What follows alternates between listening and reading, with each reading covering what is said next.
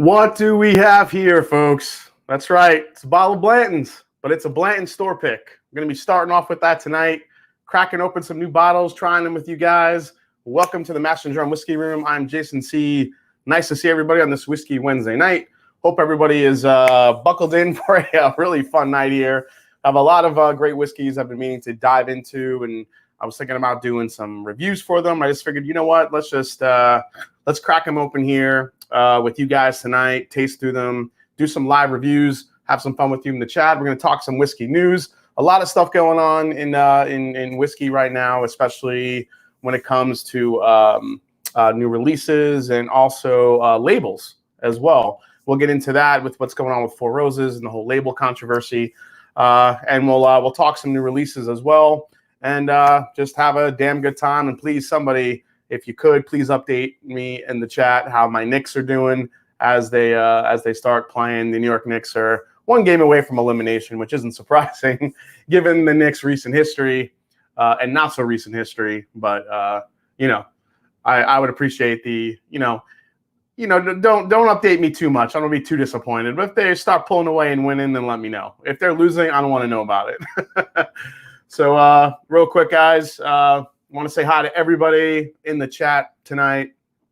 Also, real quick, a big congratulations to Adriana over at Whiskey Mountains. She did her stream before mine, and for a new channel, she just hit 500 subs, which is one of those really big milestones, especially when you're starting a new channel. So really happy for her. She's doing great content, and hope to see her in the chat a little bit later on. Let's see here. Adam Husted, Lord Schlong's in the house. Kelsey Don, Christopher David, what's up, you legend? Mike Myers here. Cheech Ardolino, Tim Gorgeous is here. What's up? Mike Franklin, John Morris, Go Bourbon. He's got some seagrass in the glass tonight. Not too bad. The Bourbon Van is in the house, guys. Go check out Bourbon Van. Great channel. Chris Buzalencia is in the house. How are you? IC86. He's not feeling well, but he's getting over a cold. Wish him well. B Sims, what's up? Justin Jenkins, what's up, man? Says Bull Run, 4 Cedar Ridge. These sound like a Civil War battles. I said it does. We're gonna play a game of Risk on my bottles tonight. Top Dog is here. What's up? Ariel Ace Drone Services saying cheers, y'all. What's up, man? Nice to see you as usual. Let's see. Scott Williams, Jippy Bayman, Marty McLeod. Jared Kim Navarro's here. Rarebird 101. He says unsubscribe. He doesn't want to see the bottle of Blanton's, does he? Well, dude, if I could find the damn Russell's 13 already, this would not be here. And by the way, Rarebird, if you see any of those Russell's 13s, please let me know. You have to come on the channel and we have to taste that thing together. So I can't wait. John Purcell's here. Perkley, sorry. Have Jeep Will Whiskey. What's up, man? Tom Thomas here. What's up, buddy? Nice to see you, man. Sergey's in the house. Robot Scott is here. Did I see Captain Make It Happen? There he is. Starting with some tater salad in his glass tonight. That's right. Can have a little tater salad tonight, guys. It's a little tater appetizer. It's like tater tots. A little tater tot before the main meal comes up, D. Willett's got some Rebel Yell 100 in the glass. Awesome. I think I missed a super chat. Big Vic coming in. Let's get lucky. So, there's Whiskey Mountains. I'm rooting for it. Julie is here. What's up, Julie? Hope you and Richie Z, of course. What's up, Richie? Nice to see you, man. Stephen Holtzclaw's here. Julie, I really thank you so much for you and Dan helping out. Julie and Dan last week, you guys didn't tune in. They helped us pick our Old Elk picks, our Old Elk wheated whiskey and wheated bourbon picks. The wheated bourbon was quite controversial for my buddy Scott, but it's friggin' delicious. Thank you so much. So, Big Vic, you are entered. So tonight, as you saw in the thumbnail, I am giving away a bottle of Weller Full Proof. Why, do you ask? Why am I doing this craziness? Basically, so if you guys found out, or if any of you out there got to order our Rye 3 pick, that was the first pick that Scott and I did. We had a little bit of a snafu with the warehouse and the shipping, and everything got turned around, and there was a mix-up in some of the picks because the warehouse guys didn't know what bottles were whose. It was a whole, mess. So They sent some Weller Foolproof bottle, a couple of, one for me, one for Scott, to give away to one lucky viewer as, kind of I'm sorry, but here you go. Maybe a lucky viewer can have one of these. And, I have a couple of these. I've been blessed enough to have a couple Weller Foolproofs, and I don't need another. So I'm going to give away one tonight. So any $5 or more super chat tonight, you could do $4.99 if you want, but $5 or more super chat will get you in the running for Weller Foolproof. If any of you guys, any of you wrenches out there can please help me keep track of the names, please do. Big Vic is first. We have Tim Evans already jumping on it. And then I think there was another one here that I missed. Oh, AM65. Looking forward to some lovely drams. All right, so you three are the first ones. So super chat for a chance to win a Weller Foolproof tonight. It will be somebody's lucky bottle out there. If you want, I'll sign it or put a, I don't know. I'll glue a little horsey top on it for you if you want. Whatever you want. But someone's getting lucky tonight, guys. So good luck to all of you out there to get a Weller Foolproof. Let's see here. We've got another. If I happen to win, I'll give away a 1792 Foolproof store pick. Oh, that's awesome, man. All right, thank you so much. Barchinger Subby Man. I'm not sure how you say that, but we're in. Hey, what's up? Sugar Kitty's in the house. Whiskey Nose is here. Julie L says it was a lot of fun. Thank you. Dan is in bed with the flu, but he had a blast too. Hope Scott won't hate me forever. No, listen, Julie, I agreed with you. I absolutely, and the pick is getting a little less smoky and more chocolatey for me. So I think it's going to be an absolute hitter of a pick, honestly. So thank you so much. Enjoy the Blanton's. Lord Schlong says, bring me to Pappy or Weller Foolproof. Absolutely. Josh Embry, let's get lucky. I'll take it signed. A store pick Weller, hell yeah. Yeah, so guys, I can't vouch for how good the pick is, unfortunately. I'm obviously not going to open the bottle because it's going to go to some lucky winner tonight. But I'm definitely interested in, hearing your thoughts, whoever wins it, letting me know how it is. Of course, I heard that it's a pretty good pick, but I mean, I'm sure they're not going to say, oh, it's terrible. So here, have this. So guys, I want to thank Young Pei Chang in the chat, patron saint of whiskey, patron saint of Blanton's. He sent me this Blanton store pick that he thought was pretty damn good. So I thought, I haven't really had a really good Blanton since the man himself, primetime Michael Klein, was here in the whiskey room, and I got to try one of his really good barrels, and that one was actually a pretty solid Blanton's. So I'm going to try this store pick here just to wet the whistle before we dive in. Let's see here. Sipping on some Frey Ranch Barrel Strength store pick. Dude, big win. That stuff's awesome. David Babcock, Oregon needs some love. We can't get that bottle. Cheers. Love the Foolproof from Ariel. Stuff and Whiskey. Guys, great channel. Go check out Stuff and Whiskey. They're doing an absolutely fantastic job. You guys, your lighting and everything is just spot on. Cletus is in the house. I'm in, Jason. Enjoyed your video on Calumet 15 versus Old Fit 16 this week. Thank you so much, man. I am bringing back the double bass. Okay, I'll throw in. Won't win, but here's $5. Josh Plowman for the only Weller Foolproof with a horsey top. Josh, dude, if you win, dude, I'm going to throw a horsey top on for you. I'm telling you. Any recommended trading community? Some Ryan Lacombe. I mean, there's a bunch of them on Facebook. You just have to kind of be invited to them. Jeffrey Wack, Weller and Blanton, just another typical Master Drum stream with all Jason's favorites. Not really.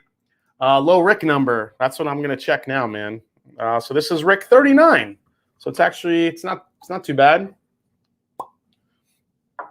So we're going to start it off. This is an N. It's an N horsey. All right, we're going to start off with a little Blanton's. Man, that's light in color. Man, I miss the old days of the dark, rich 8 to 9 year old Blanton's. Now they're about 6 years old. There's the color of that one, guys. You want a sip? All right, let's go to the nose on the Blanton's, guys. Cheers. Thanks for hanging out tonight. Really appreciate everyone watching. I'm thinking that Foolproof will be full of goodness. So I hope so, D. Willett. Sipping on a smoke wagon, looking unfiltered, gunning for the Weller Foolproof. Good luck, John. Elsa Murillo is here, or Murillo. I don't know if I'm saying that right. Brownies and bourbon for dinner kind of night. I'm totally in for the Weller. Hell yeah, Elsa. Brownies and bourbon. My kind of night. B Sims, thanks for all the great content, guests, and insight. Cheers, bro. Thanks, B Sims. I'll need to get some of that tater salad. Hashtag tater salad, everyone. It's happening. Whiskey Nose, here's to falling down together tonight. Thank you so much. JG, did I hear signed and horsey top? Only thing would be better choo choo. Yes, everyone mash the like button. Common sense, because why not? Thunder Dan is here, sipping on Old Elk Straight Bourbon 5-year store pick. Loved hearing from Greg about the cost associated with different grains.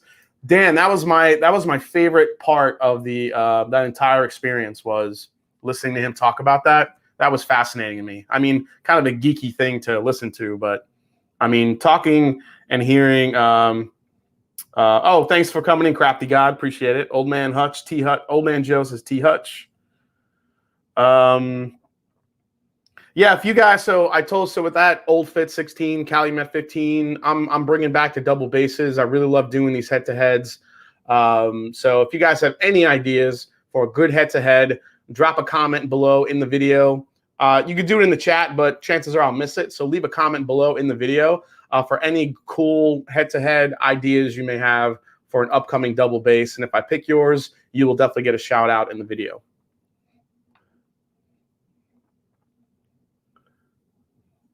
Hopefully your recent trip to the Bluegrass was a good one. It was, Eric. Yeah, we had a lot of fun.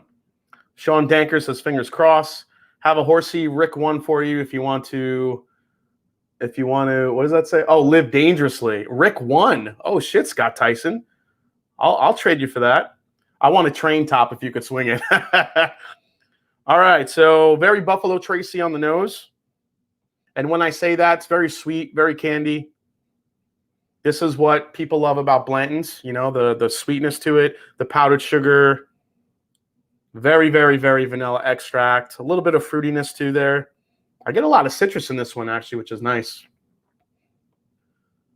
Albert Orozco, love the content. When does the next pick come out? So the next pick we're looking at is our 4-gate pick, our 8-year-old MGP cast strength rye that's been toasted in a Kelvin Cooperage barrel for 34 days. That one is actually at Sealbox right now. We're just waiting for Blake over at Sealbox to send us the link and make it live, and it's gonna be live for the patrons to get in on it. Yeah, this is very, very sweet. A little bit of oak there, a lot of light caramel, not dark caramel. I mean, you can see the color of this. It is pretty damn light on this stuff. All right, guys, cheers. First pour of the night. Here we go. Let's wet the whistle.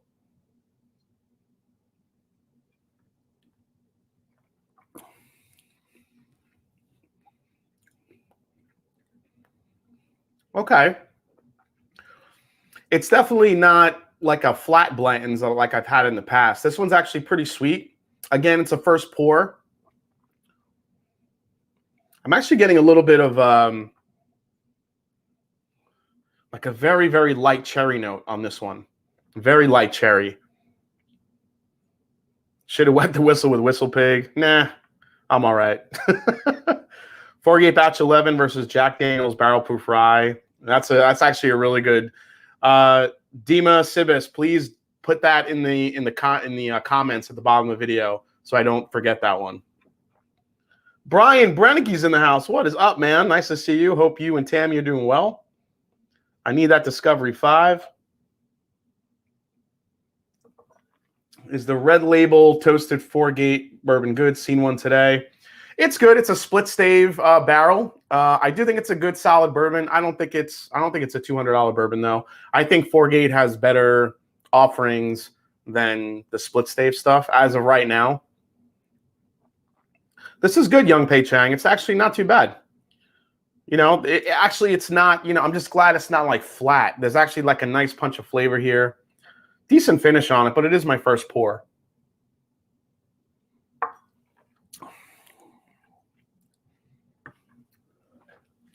You know what? I like the cherry note in that one. The cherry vanilla. It's got like a nice like cherry vanilla ice cream thing going on. Again, it's not overly complex. It's solid. I I'm definitely going to sit on this one, let this one open. But thank you, Young Pei Cheng, for sending me this one. This is actually one of the better Blanton's bottles I've had in a while. Honestly, it's got a little bit of layers of flavor here that I'm picking up on, which is nice. Robot Scott coming in with $10. Carlito Classics, I'm in. That's a unicorn. Sign, please. Well, whoever wins it, if you guys want me to sign it or, glue a horsey top to it, whatever you want me to do, I'll do it for you.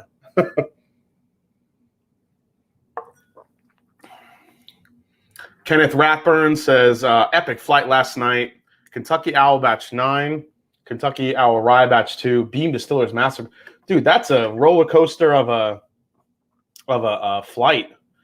You have a Kentucky Owl Batch 9, which is like a crazy, just a really delicious bourbon. Kentucky Owl Rye Batch 2, which is a really good classic rye. And then Beam Distillers Masterpiece, which is a Jim Beam sherry finished bourbon. Any idea when Remus Repeal Batch 5 is being released? From my understanding, it should have been released already. So hopefully we'll see it in the summer. Drew Bills is here. I have no idea what this bourbon is. Drew, Drew Bills, guys, is from the great channel Scotch for Dummies. If any of you guys want to get into Scotch, definitely check them out. I'm going to be appearing on their channel, I think, this month. I'm trying to get together a really good flight of bourbons to send all those guys because they want to learn, because they're going into their liquor stores knowing nothing about bourbon and seeing the plethora of bourbons and whiskeys and American whiskeys that are on the shelves these days, and they don't even know where to start anymore. So we're going to be doing a kind of a cross stream with that, so that'll be a lot of fun. Oh, because the awesome Young Pei Cheng sent it. Makes sense. That's right, Whiskey Mountains. That might be why it's so good. David Ross coming in. If I win, I will let you open it and take it for a ride. Okay, David. Let's see here. Mark Royland's in the house. Here, Jason, did you review the Woodford Batch Proof this year? So what did you think? I just got a bottle. Yeah, Mark, that's one of my I was not a fan of that one. Let's see. Hey, Whiskey Dictionary's in the house. What's up? How soon before the 4-gate pick? John, it's any day now. I'd mentioned we're just trying to figure out, Sealbox has the pick. It's a matter of when Blake gets it on the website for us to for ordering.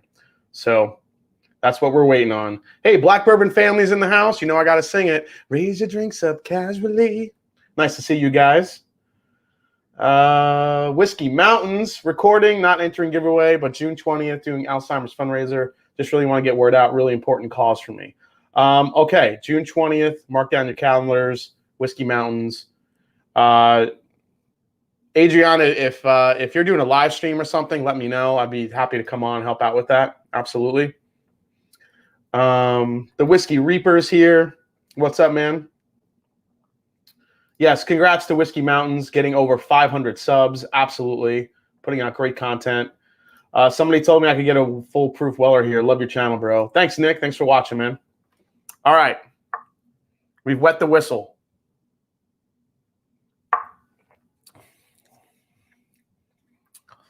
It's pretty good. It's pretty candy. I am not hating on that. That's a good Blanton's. Or that's one of the better blends that I've had in a long time. Thank you, Young Pei Cheng. I appreciate that, man. We'll drop that right over there. All right, guys. Let's get into a couple of news stories here that I want to talk about. So one of them is this beauty called Copper Tongue. So this is the next Orphan barrel release. Now we're looking at a release that is from Cascade Hollow Distillery. So this is 16-year-old George Dickle whiskey, baby. So this is from Tullahoma, Tennessee. This is a cask strength 16-year-old straight bourbon from a barrel discovered by master blender Nicole Austin. The single story design of the warehouses from where the whiskey was selected is said to be inspired by those found in Scotland. So this is the second Orphan barrel release from Cascade Hollow Distilling following the Whoop and Holler 28 year, which was also George Dickle.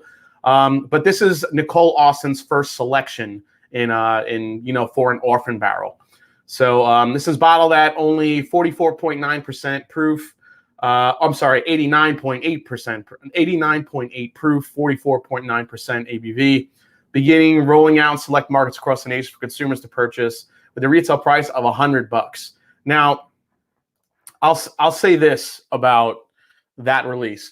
While something like that would normally get me kind of excited and geeked out to try that, because I do really enjoy the ultra aged.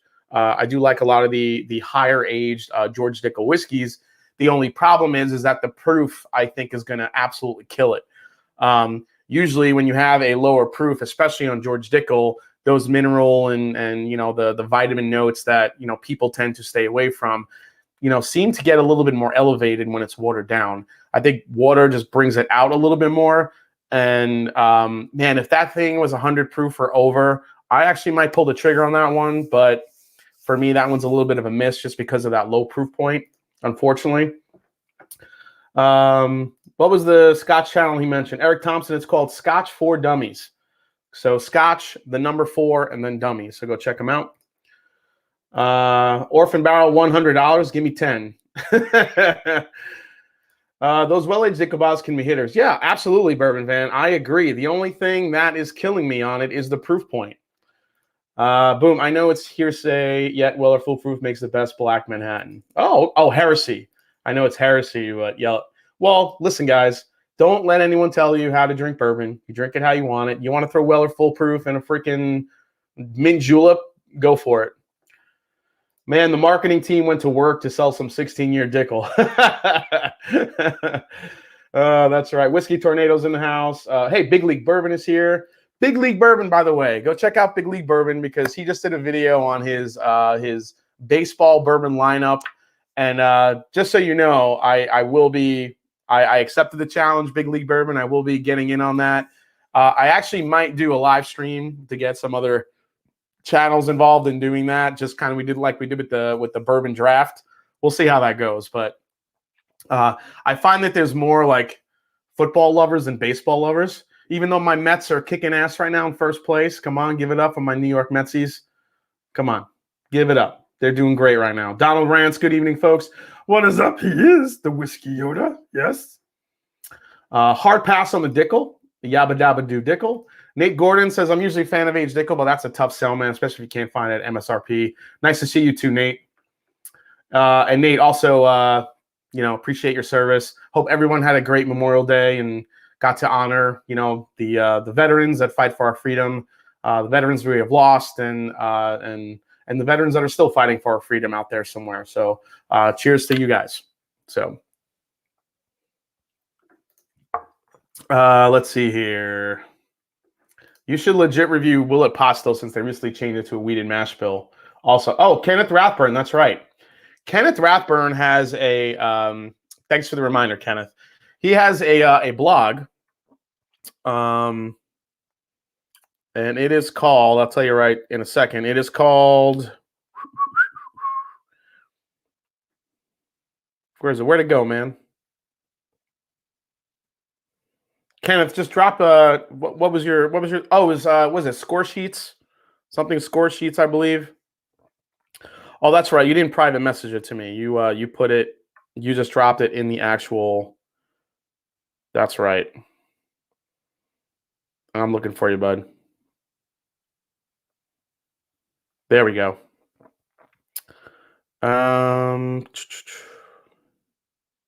All right, spiritscoresheets.com. Go check out spiritscoresheets.com. Kenneth has actually put together some really nice artwork and some graphics for bottles that he's tasted, and you can just kind of get the rundown of what he's tasted, the notes he picked up. He has some cool like artwork in it, pictures of the bottles. It's a really cool website. So spiritscoresheets.com.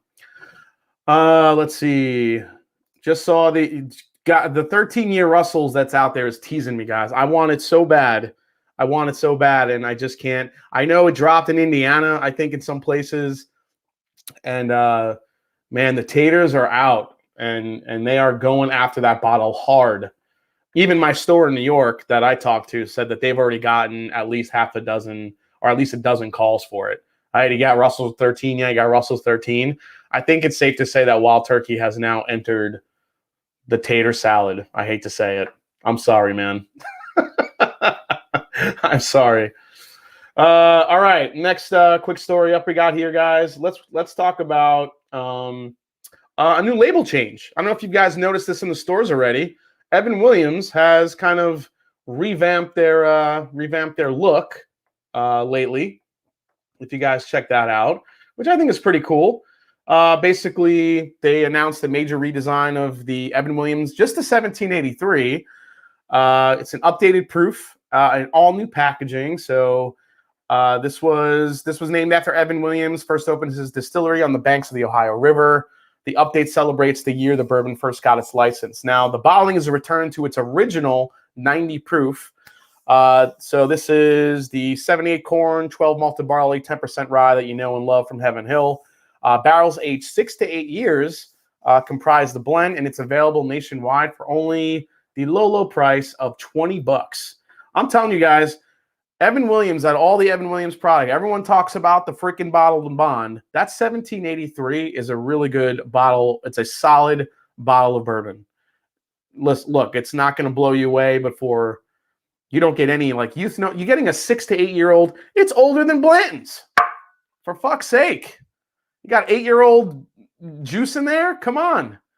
I mean, I did an interesting blind head-to-head with Drew P. Whiskey, another cool channel. If you guys haven't checked out Drew P. Whiskey, putting Evan Williams Bottled and Bond head-to-head against Evan Williams Black Label. And just the taste alone, we found that we really think the Evan Williams Bottled and Bond is a lower age statement. We think it's right at that 4-year mark, whereas the Black Label probably has some older whiskey in it. You know, you do pick up a very sweet, like corn, youthful note in the Bottled and Bond, and I think the proof hides that a little bit. But the Evan Williams Black Label, only 10 proof points lower, I think does do the job and has a little bit more layered flavor to it than the Bottled and Bond. But the Bottled and Bond definitely has a beat on proof and probably a longer finish. Grant Summers, thank you so much. F yo train, yo Blantons. Oh, that's right. Hey, Michael Gonzalez is here. What's up, Mike? Nice to see you, man. Joseph Brazzers in the house. Black over white label for me. Come at me, says Kenneth. Yeah, I mean, I kind of agree, dude.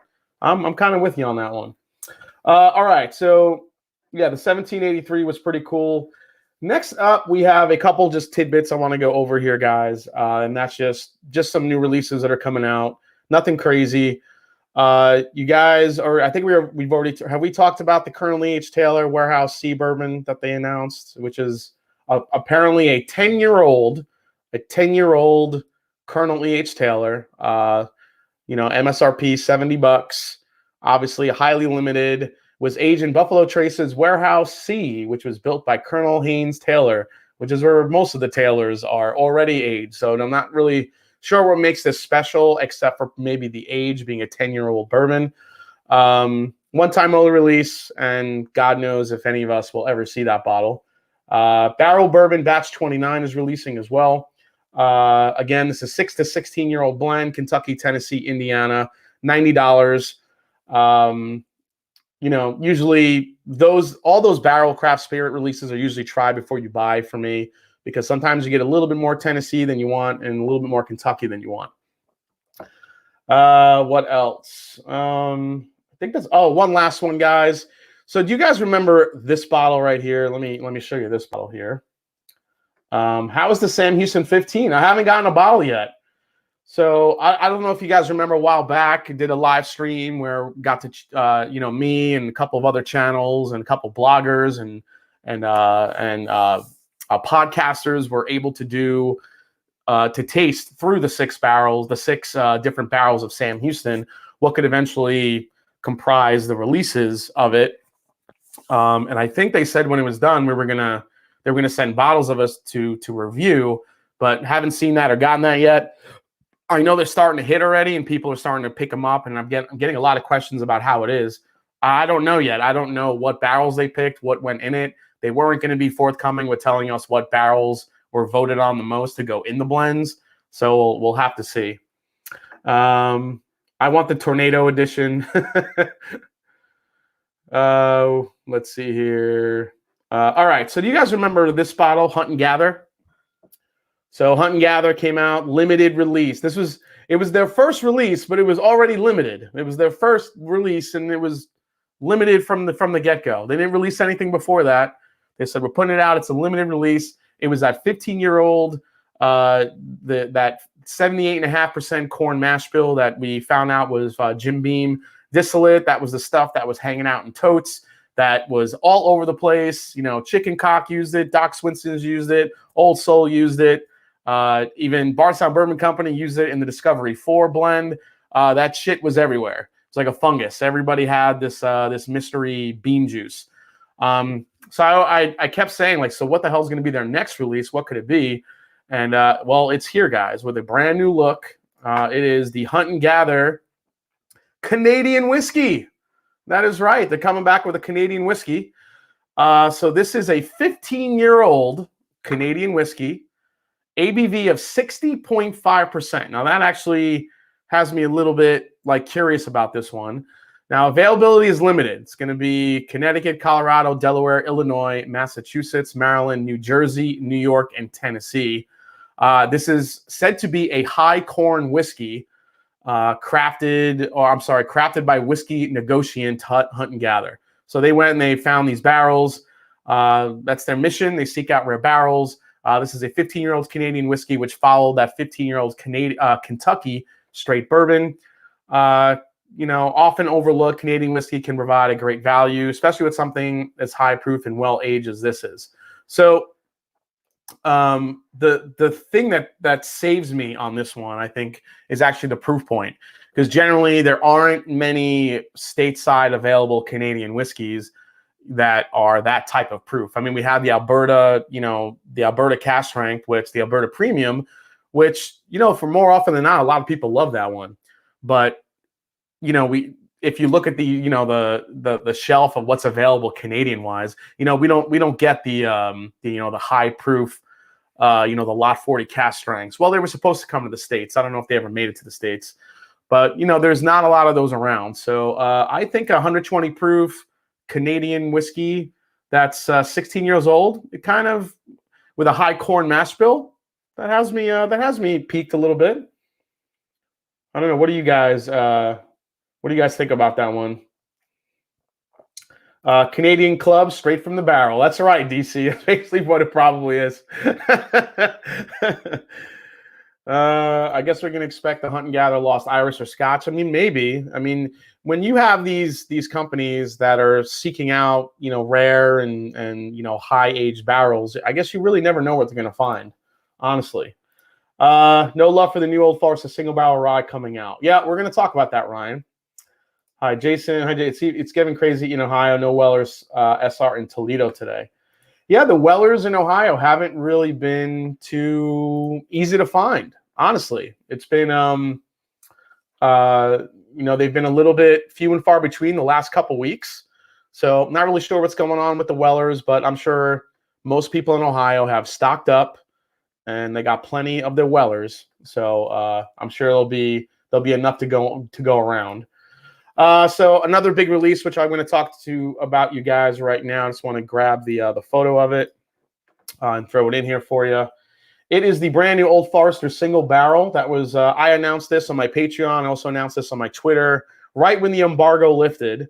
So when we get some of these fun announcements from the brands, we're under embargo for a certain amount of time, and we can't really talk about it quite yet. Now, what I can tell you is that I have a sample of this on the way. It's actually in Indiana, so I'm hoping it's going to get delivered, you know, pretty much at any point really soon. Let me see, where's that photo? Oh, here it is. All right. So I'll give you the details right here quickly if you guys haven't heard about this yet. So this is the Old Forester single barrel rye.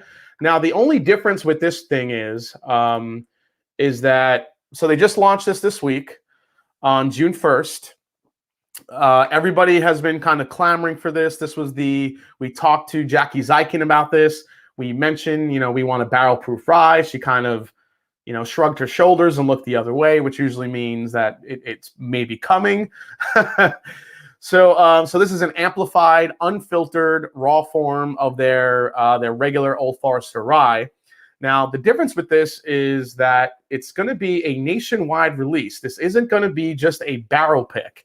I'm sure there could be some single barrel offerings that will be available in the gift shops, but it's just going to be, and obviously, as you know, single barrels will defer being a single barrel, but this is a nationwide release, guys. This isn't just something that you can only get through store picks like the bourbons right now, like the the hot as fire single barrel bourbons, and also the 100 proof bourbons that are also out there. So you really can't get your hands on those unless you get lucky at the gift shop, or if you know someone in your area, or you have a good store that's doing great barrel picks. The rye, though, different story. National release, full proof, uncut, unfiltered rye whiskey. I'm guessing these will not have a lot of good age on them. But remember, guys, Old Forester is using heat-cycled warehouses to age their whiskeys. So a 2-year could feel like a 4-year. 4-year could feel like a 6-year. But I feel like sometimes it doesn't work. Sometimes within barrels, which brings me to actually, I forgot who asked about it. The person who asked about the Woodford Batch Proof, the new one. I was not a fan of it. I am going to probably do a live stream at some point soon where I'm going to take a bunch of bottles that I wasn't crazy about and retaste them and see if I like them now rather than I did when I first tried them. So that live stream will be coming at some point soon. But I do want to mention that Woodford Reserve also, Brown-Forman also uses those heat-cycled warehouses. And I feel like when you do that, I don't know. I just feel like it can try to maybe accelerate the... I know it does accelerate the aging process a little bit, but I feel like sometimes it just doesn't do well for the bourbon. Go Bourbon, I'll take my Weller full proof with your autograph. All right, man, good try that. Wheels got an Old Scout Rock cast strength tonight. Also, here's for the Weller, and my truck is rolling great. Guys, Wheels, if you guys remember, we raised a bunch of money for Wheels to get his car retrofit. He's in a wheelchair, hence the name Wheels, so he can... get his car retrofit so he can drive back and forth to work. And it looks like we were able to help him out. He's done it. Wheels has now a truck that's rolling around. He sent me a photo. He's got the controls all set. So congratulations, Wheels. I'm glad we were able to help out a little bit for you, man. Absolutely. So what the whiskey community is about. Just getting into bourbon. Thank you for your channel. I'm always learning from you. Oh, absolutely, man. One Mo Cast is in. Still don't like EC Toasted. Went back to it and still not my jam. That's going to be one of them, DC, for sure. Need that full proof. It's a unicorn. William Edwards, great show. Just finished my ride 3 and looking forward to the next pick. Damn, Will, you finished a bottle, dude? Wow. Jason Busey. The Buse is loose. What's up, you big lug? I miss you, man. I felt the disturbance in the force. Did you? Oh shit! What's up, Jason? Thank you so much, man. You are in for the Weller full proof as well. There was probably disturbance in the force when I opened up the live stream with a Blanton store pick on my table in front of me. Fred Gilbert, 100% agreed. Heat cycling produces some off-wood notes, acetone char, at least in some barrel-proof whiskeys, and that's exactly what I get in that Woodford Reserve full proof, that batch proof. I got off weird, funky, oaky, like tannic, a really weird aftertaste on it. Listen, some guys liked it. I get it. It's sweet. It's got some cherry to it, but that aftertaste just bugged me.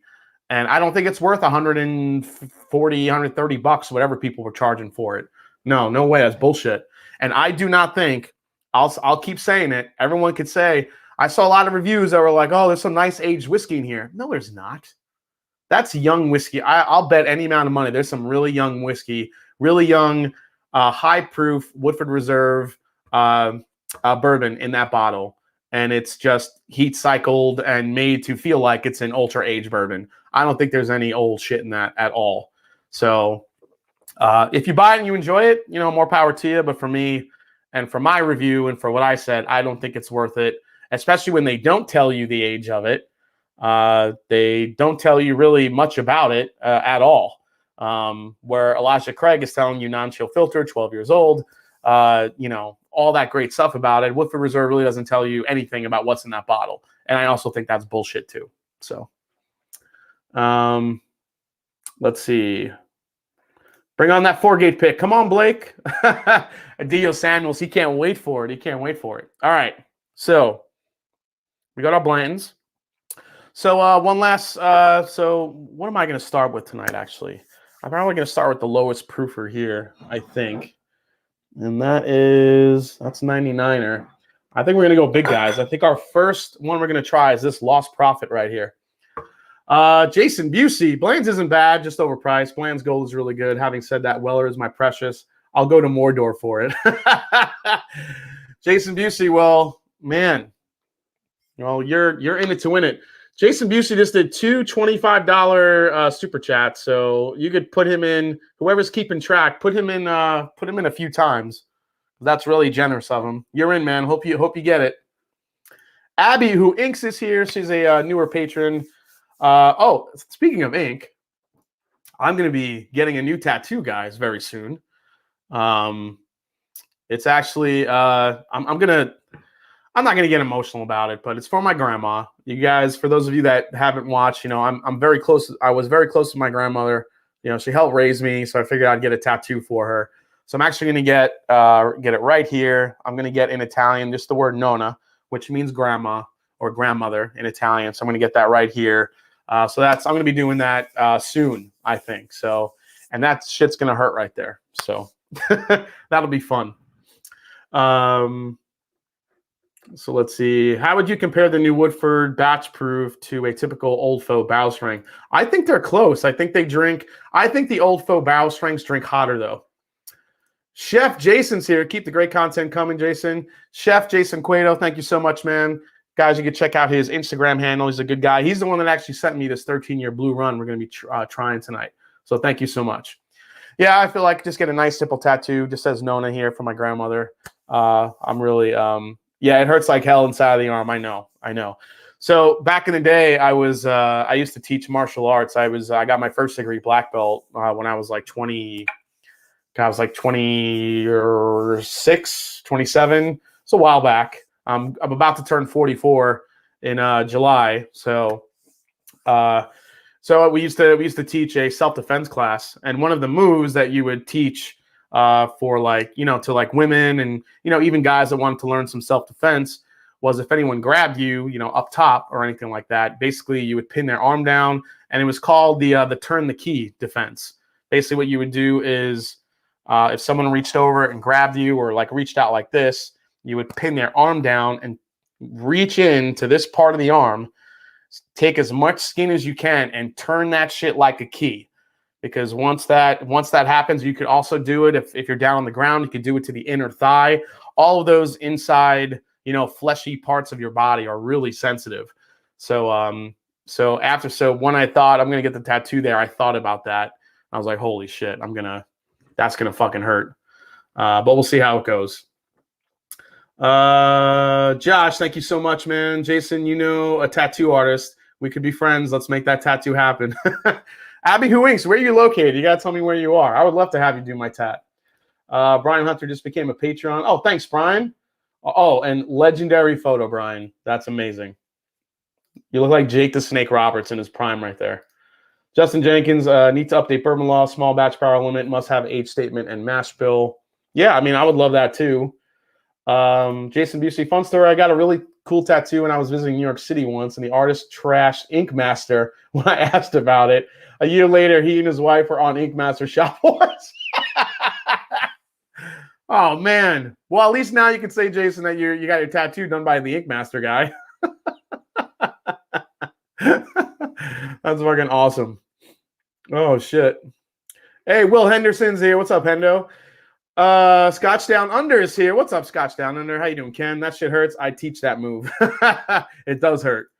Keith Schmidt, have you had any of the Mackenzie Bottle & Bond or Weeded bottles? Have their new box dropped in New York? I've never seen and have. Yes, I've had the Mackenzie Weeded bottle, and it's actually really good. Very, very, very underrated, I think. My dragon style beats your monkey style. Jason, I'm just outside of Chicago, Rolling Meadows, Illinois. Oh, shit, you're not that far. All right, Abby Who Inks, we might have to set that up. Hilko, I always like the jab into the armpit move. Much pain, I hear. Yes, much pain. Brian Power, appreciate your channel, your honest reviews. You have saved me from some bad buys. Happy hunting for the Russell Reserve 13 year. That's right, man. Any Whiskey Wiggle, what's up, Whiskey Wiggle? Hoping to land that Weller. No need for that horse cork juice in my mouth. And cheers to Nona. Oh, thank you so much, man. I appreciate that. So one other piece of news that happened, and I would love to get your reaction here in the chat. And I don't know if you guys have heard about this yet. Oh shit, we got the world's top whiskey taster in the house. My brother turned the key on the inside of my arms when I was little, and my dad, I can now forgive him, knowing he was practicing self-defense. Hashtag scar tissue titties. Yeah, ADHD whiskey. Man, your poor titties, dude. I'm sorry. That's gotta hurt. Oh, Matt, you probably still have some shit left over, don't you? Master Drum, if we're updating the Bourbon laws, how about a barrel size for a small batch bourbon? Yeah, and I also think an actual designation for barrel proof. There's no designation for barrel proof. You could still get a barrel proof bourbon, and they could still water it down if they want. That's what they do with full proof.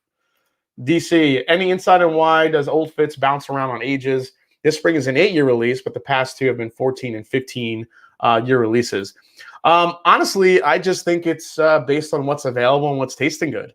I think because you had some ultra age releases, they probably went with the younger one just to kind of throw in there.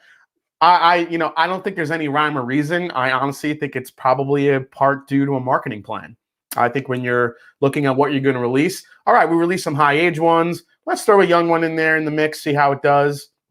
I got to try the 8-year when I was in Kentucky. It's actually very impressive for an 8-year. Thought it was very good. And then some of those ultra age high ones, I just think they probably have guys, you got to remember these bourbon executives and marketing executives in bourbon, these guys are planning out very, very long term. So they know what's aging, they know what's happening in their warehouses, they know what's coming of age. They rely on the master distiller to let you know, okay, that shit's ready. So they could have any number of bottles and barrels just waiting, and it's just probably part of the plan to see when they're going to release what. Yeah, sorry for your titties, ADHD. Absolutely. Hey, Chris Pate's in the house. What's up, Chris? Kenny Mule's here. He's got Woodford Reserve, double oak in the glass. All right, so Sean Dent, Jason Legit, Bourbon Badass. Thank you so much, Sean. Appreciate that, man. Paul Oliver, cheers, love the channel, the whiskey education, best out there. Really appreciate that. Thank you, man. I trying to do my best here, trying to keep everyone on the up and up, including myself. There's so much shit coming out, it's really hard. All right, so Four Roses today, or last week or the week before, recently announced that they're not going to allow any more stickers to be put on any of their barrel picks. So fun stickers like these. So this is a Weller foolproof pick that this is a label that I designed for the Kraken, which was because it had like a very salted caramel note to it. So if you do a Four Roses pick, they don't want to allow stickers like this to be allowed on any of the stickers anymore. Now, there's a few layers to this. So, and I heard Bourbon Pursuit talk about this a little bit on their latest episode, their latest roundtable. You can definitely get some good insight from them as well. They had, oh crap, what's his name? The guy that wrote Bourbon, what was it? Bourbon Justice. Brian Harrah, that's his name. Sorry, I had a brain fart there. Brian Harrah from Bourbon Justice was on there. He kind of got into a little bit of the legalese of what that entails. So basically, I think what happened is now the thing with some of these stickers that you're seeing on picks. Here's another one that's on this Angel's Envy, which is, it has a TV show on it. The American Dream. And you see a lot of this, people putting, rappers and musicians and photos of, movie guys and whatever it may be on a sticker. Some of the more infamous ones there was a Sleepy Joe for Joe Biden sticker that came out that I think got a lot of controversy. There were some Trump stickers that were really crazy. There was some the famous New Riff one with the Rick Pitino sticker, which kind of went viral. I could see from a brand standpoint, if you're a bourbon brand and you don't want that negative connotation with your own brand, yeah, American Dad. Thank you, Eric. I could see that. I could see that being an issue. Now, what I think happened is maybe somebody saw one of these Four Roses picks. Maybe it was God forbid, it was somebody over at Disney, Star Wars or a Disney character in a promiscuous situation. We don't know what was on the sticker that got brought to their attention, but all of a sudden Four Roses now does not want to do any stickers on any picks. Now, I think the challenge of that is that's 2 tiers away from the 3-tier system, because once Four Roses barrels it, puts it in the bottle for you, they give it to the distributor, which in turn then gives it to the store. So that you're two tiers removed from what's going to happen to that bottle. How are you going to control the stickers from going on that bottle? So that's one, I think, issue with it. The second issue is I think it kind of screws up the fun of it for a lot of people. Honestly,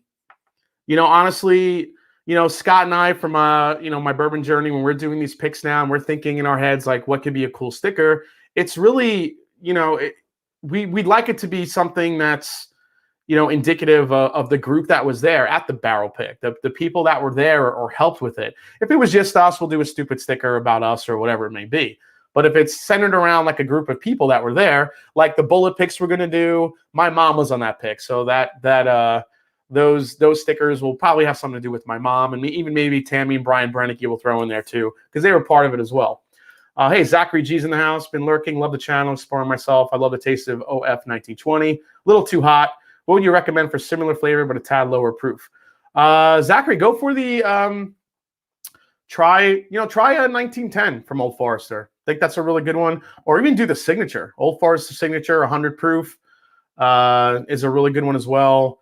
Russell's 10-year, I think, is a really good balanced bourbon as well, only 90 proof. Try some of those, Zach. See how that does for you. Justin, I get the non-sticker initiative, but if someone thinks a sticker makes the bourbon $50 better, let the dummy buy it. Hey, Stephen Holtzclaw. Cheers, Jason. Keep up the great content. Thanks so much. Appreciate that, Stephen, one of my epic drummers. So I think it kind of takes away the fun of it. And I could do without the wax tops and the glitter on the bottles. Like enough's enough. Like, what the fuck? But I think stickers are kind of cool. It's a cool way to kind of commemorate the experience and make it personal for whoever picked it. Now, being really lucky to do a lot of picks, not everybody gets to do a barrel pick every now and again. So if somebody, is able to do a barrel pick and have a really good time with it and wants a memory of that pick, then why not, why not like let them commemorate with a sticker? I mean, I think the cancel culture has a lot to do with it in these times as well, unfortunately. I just really hope it doesn't start trickling out to other bourbon brands and other people that are making, the picks really special for everyone. Now, I will say there's a line to be drawn with some of the stickers and the content that's on the stickers. I get that. You don't want to put anything too racy. You don't want to put anything that's, I guess politically incorrect for lack of a better term, or something that's offensive. And I could see being a bourbon brand not wanting to associate themselves with that. But at the same time, I mean, there's a line to be drawn there. But I think also you have to, I just don't want the fun of that part to go away. But I do see that part of it. Let's see here. I do like the stickers too. The Junkies mentioned something in their stream last night about just giving the sticker to the customer, let them apply it. Yeah, so I think that's going to be the other way to do it. And I think that's how Scott and I are going to do it. We're not going to apply it. We can let them apply the stickers themselves rather than already sticking it on the bottle. This way, they can utilize the sticker how they want. This way, once it's in the buyer's hands, they could put it on. And then at that point, Four Roses really can't do anything about it. I think the other issue you could have is if somehow, like if Scott and I do a pick and we put a sticker on that pick, and I hope this doesn't happen, but somebody that bought one within our group puts one on the secondary, and then that gets out there, and then somebody sees it, that could spell trouble for a possible allocation. Because really, the basically the consequence of having a sticker that's, not underneath their brand, or a sticker that they don't want on their bottle at all, is losing your allocation for your next barrel pick. So they could just kind of take the pick away from you and give it to someone else. So I think there's ways around it. I just hope it doesn't trickle out to further distilleries, and we'll see how it goes. But I thought that was an interesting piece of news that happened. John T, the Rye 3 pick is excellent. Looking forward to the next one. I'm glad you're enjoying that one, man. Yeah, I've given that Rye 3 pick a taste to a few people, and they're absolutely loving it. Jason Fitch, I got a sticker separately one time when I bought a hazmat. Do you think that could be an option? Yeah, I think the separate sticker will probably be the way to go, for sure. The sticker will make it onto the bottle regardless, though. Yeah, it will, but it's probably better if the buyer that gets it in their hands does it at home rather than it coming from the store. I'm just saying there's probably less, put the sticker on at the last possible point of purchase, not where it could end up in a store and see it on a shelf and someone take a picture of it and then it ends up somewhere. So Banana Pete stickers are no. Yeah, probably not. Barrel and entry proof labels are regulated. Full proof is manipulative marketing that the TTB needs to shut down. Barrel proof must be no more than 2 proof low. So, Jason, any idea when that ECB P pick will be available? We're not probably going to see that till winter time. They said it's about 12 weeks out, unfortunately. The Four Roses police won't show up. Their law firm will send a cease and desist letter to Jason. Yeah, it might. Well, we don't have a Four Roses pick in the works, but all right, what's happening, Nick Foles? Jesus Christ. Are you serious? Atlanta 92, New York Knicks 73. Oh, God. Yeah, and the thing about it, too, is I feel like stickers bring attention to the brand itself, I think that really helped New Riff out when they were, allowing stickers and a bunch of other stuff. I'm surprised no one's gone after New Riff for some of the wax tops I've seen, like Makers hasn't, because I've seen some bottles with some definite like dripping, maybe because it's not red wax. I don't know if that's part of the deal. If it was red wax, they'll go after them, but I thought if it was just any dripping wax, Makers would kind of go after you for it. I'll have to ask Brian about that one. All right, guys. So first one up tonight, I need to thank Top Shelf Dustin from Top Shelf Whiskey, that channel, for allowing me to borrow this bottle of Lost Prophet. Now, we're going to take a deep dive into the drams here. It's time to drink. Time to get our drink on. Thanks for listening, guys, tonight. Let's dive in here. This is what we're drinking. Orphan Barrel Lost Prophet 22-year-old Kentucky Straight Bourbon. So the story on this, guys, distilled at the legendary George T. Stagg Distillery before being stored at Stitzel Weller. The roots of this run deeper into the history of Kentucky bourbon than a mere marketing campaign. Bottled at an endearing 90.1 proof. This entered when it was released. It was around $120, but you see these now for about, I would say, $400 to $500 these days if you see one on secondary, because once everyone got wise to figure out that there was a connection with George T. Stagg, everyone lost their mind. But do you guys know where this was bottled? Does anybody in the chat know where this was bottled? It wasn't bottled at George T. Stagg, and it sure as hell wasn't bottled in Stitzel Weller.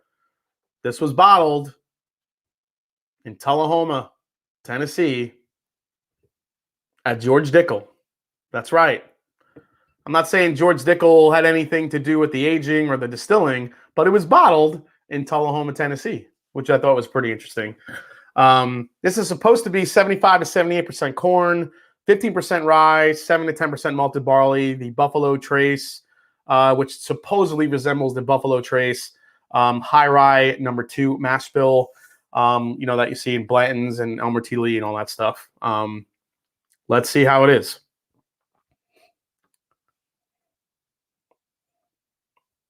"22 years, that will be an oak with some oak that finishes an oak," says Moose 76. Yeah, you would think knowing that would drop the value a little bit. So if you guys see the Lost Prophet dropped $100 because it was bottled in Dickle, you're welcome. You're welcome. Just saying. Pop No Watch him. Jay, do you know where the Flintstone notes come from in Dickle? Yeast barrel. I mean, the profile is wild. People never drank an ounce of whiskey. I let them know it's Dickle, and they say Flintstones. I think there's a lot of factors in that, man. It's definitely probably the yeast strain. Remember the maple charcoal that they're using. Now remember, Dickle doesn't do it like Jack does. Jack actually drops they dump the whiskey through the filtering, and it drops down once it's filtered, and then it's collected before it goes to bottling or in a tote or wherever they do with it.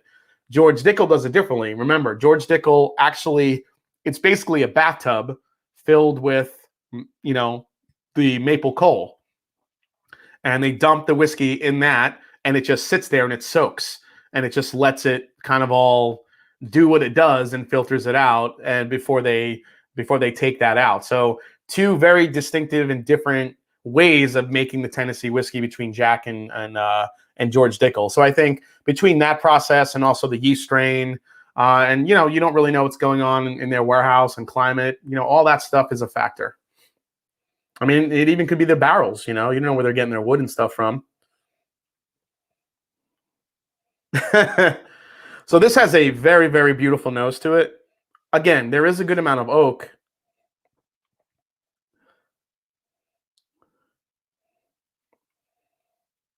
I mean, it does. It reminds you of like a really good, like a really delicious, like Elmer T. Lee, like a lot of cherry and cinnamon, a lot of oak,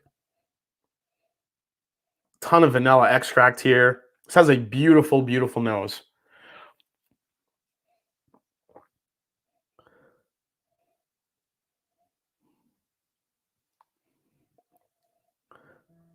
Man, I kind of wish this was only 90 proof.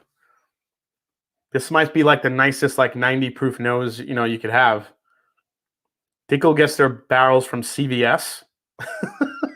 Like CVS, the pharmacy.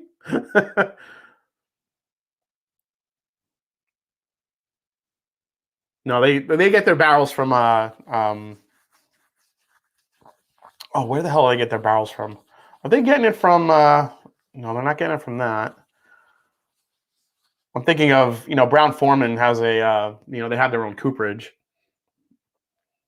But I'm getting now mixed up with Jack Daniels talking about that. Walmart. I think George Dickle is good stuff. This is a beautiful nose. Hey, Matt Jenkins, thank you so much for chiming in. Cheers. All right, let's go for a sip.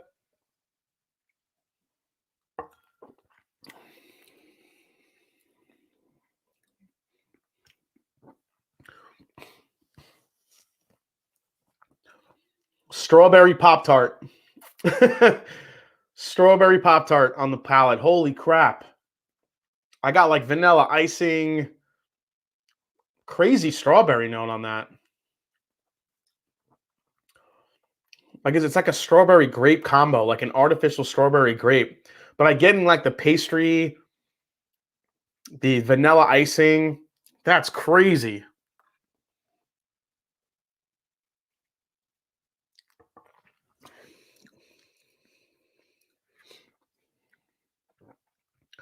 This is like, yeah, it's like someone took a strawberry Pop-Tart, drizzled some honey and some cinnamon on it. And you know what? It's got a decent finish for a 90 proofer. More than I thought it would. The Brew Baker makers in the house. What's up, Ernie? Just got married and could really use that foolproof cheer. Robert Casey, congratulations. He did the deed. He walked down the aisle. Congrats, Robert. Happy to hear that, man. Fred and Wilma make barrels. Everyone's guessing now where Dickle gets their barrels. So we had CVS, Walgreens. Strawberry Pop-Tarts are my favorite. That sounds amazing. Yeah, this is pretty damn good. Real quick, guys, I want to mention, if nobody is doing anything on, let me see if I can find it here. Where'd it go? If nobody is doing anything on, where's that link? Here we go. On, let's see, what's the dates? August 27th and 28th. Right here. So any of you people watching in Ohio, Prime Tours. right out of here in Dublin, Ohio, are going to be doing a Bourbon Trail trip. And they've asked me to kind of chaperone it and be kind of the, the annoying guy on the speaker that, says, and to your left, we have Bardstown Bourbon Company. They make a lot of great shit. Please go check it out. So I'm going to be that guy on the bus kind of hosting the whole trip. There's also tastings at Justin's House of Bourbon built in, tour distillery at Maker's Mark. It's going to be a fun couple days. So I'm going to drop the link here in the chat if any of you guys are interested and want to go check it out. Anybody that's out of state that wants to come meet in Bardstown and do it as well is welcome. I think you get a $50 discount if you don't take the bus with us and you just kind of meet us in Bardstown. Yeah, if anyone is interested in hanging out with me for a couple days on the bus, going down to Bardstown and drinking some bourbon and learning about some cool distilleries, check out that you can check out that link that I just dropped in the chat.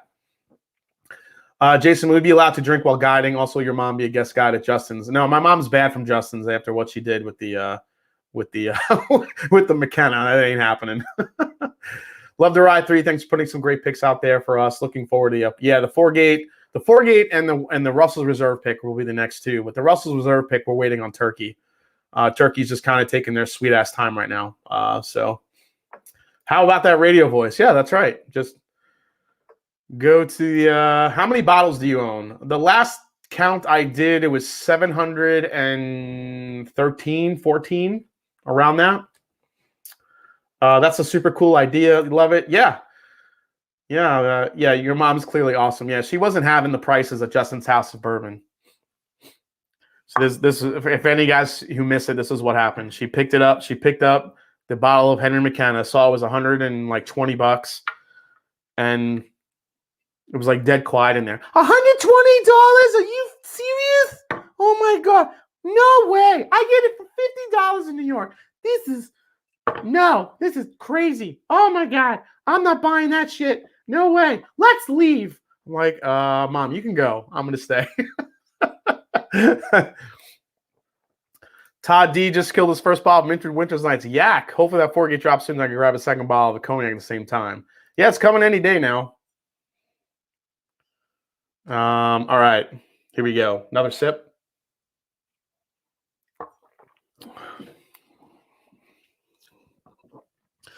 The more you sip, the more oak kind of comes through, but that like strawberry grape note and the sweet and the powdered sugar. I'm telling you, it's got good spice for a 90 proofer. Honestly. If you're impressionist. Yeah, I always make my mom sound like Edith Bunker, but she doesn't really sound like that. I'm just messing around. Stumbled across the bottle of Weller Full a few weeks ago. Now I'm spoiling on the hunt for Weller 12. Oh, good luck on that hunt, man. Absolutely. Check your Facebook message for Matt Twisty Nips pick. Okay, DC, I'm on it. Oh shit.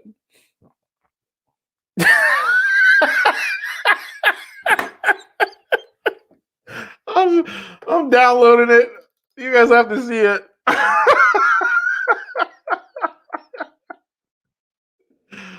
Oh my god, DC, that's fucking amazing. Oh my god, that made me cry. Oh, the world's top whiskey taster is getting it from the Mash and Drum and his Twisty Nips. Dude, I thought you were gonna make it like it's his brother or something, not me. Oh my god, that's brilliant. I'm uploading that shit right now. Holy crap. That might be your best work, DC. Not your best work, but it's up there. All right, guys. Pour ADAC's Whiskey's Nips.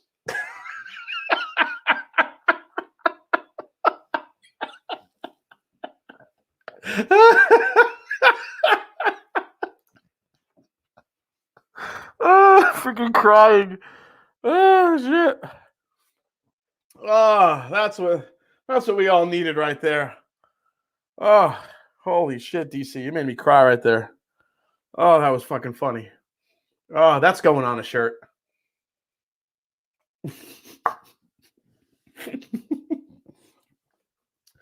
Hey, we got Wags in the house. What's up, Wags? Hot Buttery Rolls is here. Guys, go check out My buddy Chris over at Hot Buttery Rolls. Yeah, there's your 4-gate sticker. Nice to see Mash Bill. What's up? Nice to see you, man. Hope you're doing good. Wags. All right.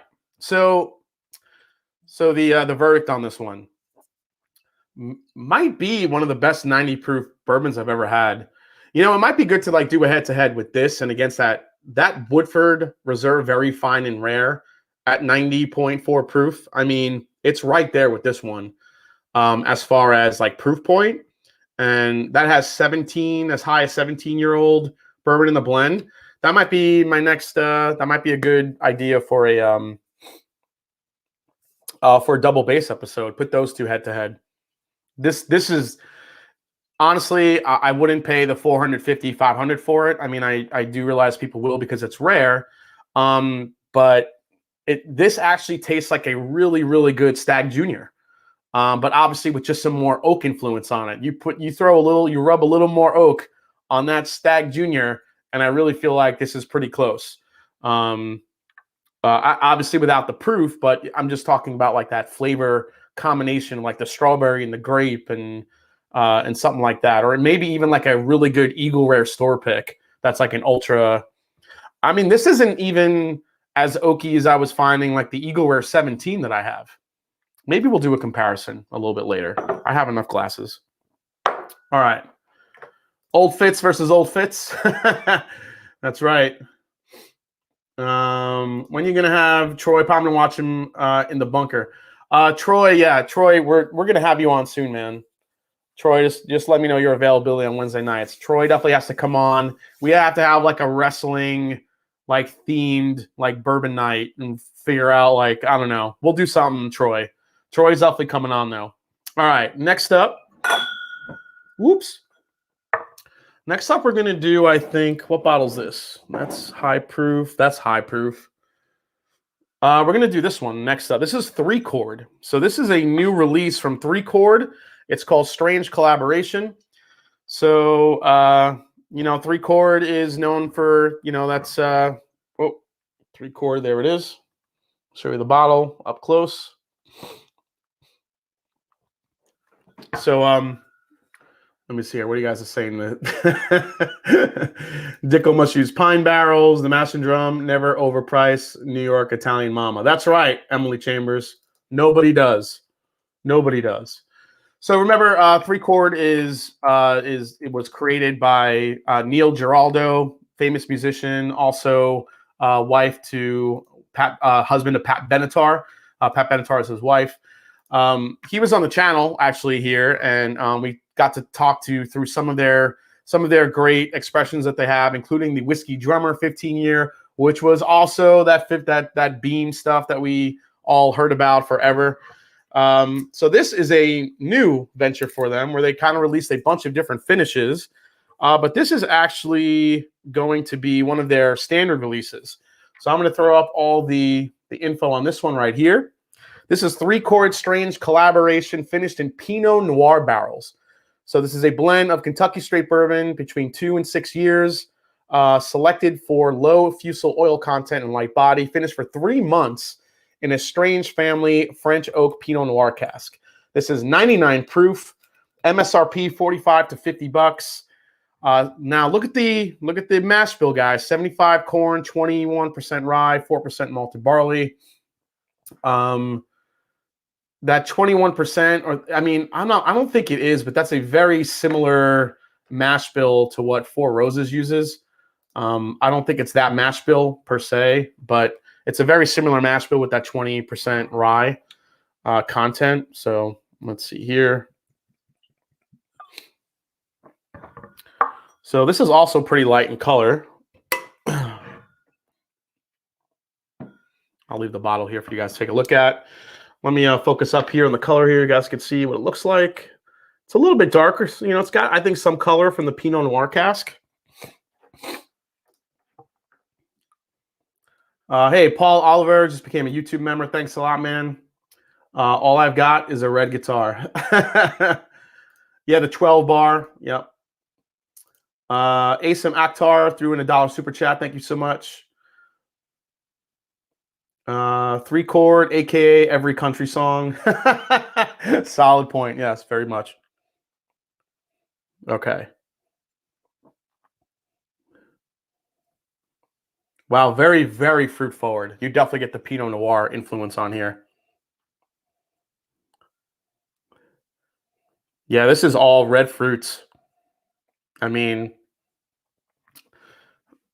I wasn't so much getting strawberry on the nose from the Lost Prophet. I was getting it more on the palate, like that strawberry grape. But here on the nose, I'm getting the strawberry. Getting some like artificial sugar, a little bit of oak there. It's got, I want to say it's got like a very, very very light milk chocolate note, but it's pretty faint. It's very bright. It's very fruity. It is. It's very Pinot Noir-ish, noir-ish. Three chords in the truth. All right, here we go. Let's try this one, guys.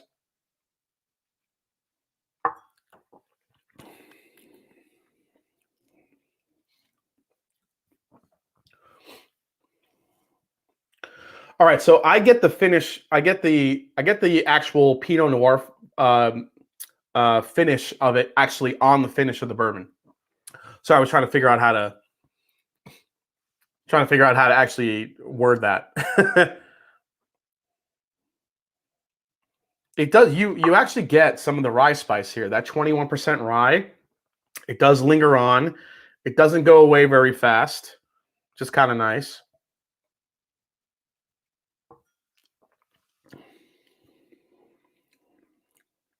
I mean, I just feel like up front, you're getting some youthful bourbon notes here. If we go back to the, let's see, did it give an age here? Yeah, 2 to 6 years. You get the youthful notes on the front of the palate. You could tell it's a younger bourbon in here, but the Pinot Noir finish, the strawberry, a little bit of the oak, and a little bit of the dryness from a Pinot Noir cask, the bright orchard fruits, they're all there, like just so slightly on the finish, along with some spice. It's kind of like, it's kind of a tale of two whiskeys here. Like as soon as you sip it, it's just, you get a lot of youthful, like high corn notes here.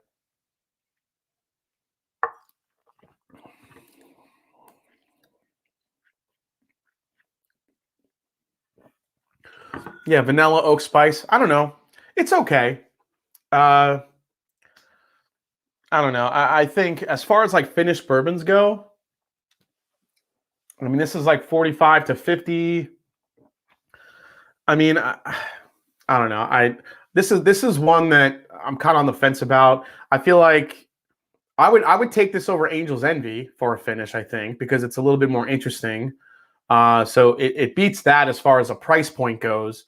But when it comes to just overall, oh wait, what's the MSRP on that one, Jason? It's about 45 to 50 bucks for this one. Tyler Saller coming in from San Diego, first time here. Love your stuff. Oh, absolutely, Tyler. Safe travels, man. Thanks for. Oh, you're actually talking from I love San Diego, dude. San Diego is a hell of a town. San Diego has some crazy ass bourbon prices, though, Tyler. I'm just saying. I don't know who you got to talk to lower that shit, but they have some crazy bourbon prices. Ross Ventarva, cheers from Tennessee. Jason just got in time to witness the picture of the titty twister. Tater sticker material for sure. Yeah, that's not going to go on a Four Roses bottle, but maybe another one. Keep up the good work, Skull. Thank you, Jim Herrick. Appreciate that, man. Hey, Jason, you was right. Bourbon shopping in Columbus on the weekend is tough. Yeah, I told you, Kenny, it is. Most of the stuff is gone, unfortunately, already. Yeah, I would take this over Angel's Envy, but at the same time, I feel like there's craft distilleries doing finishes at about that 50. I think the Woodinville finishes I like those better than these. Joseph Braziler just sent me a PX Sherry finish Woodinville.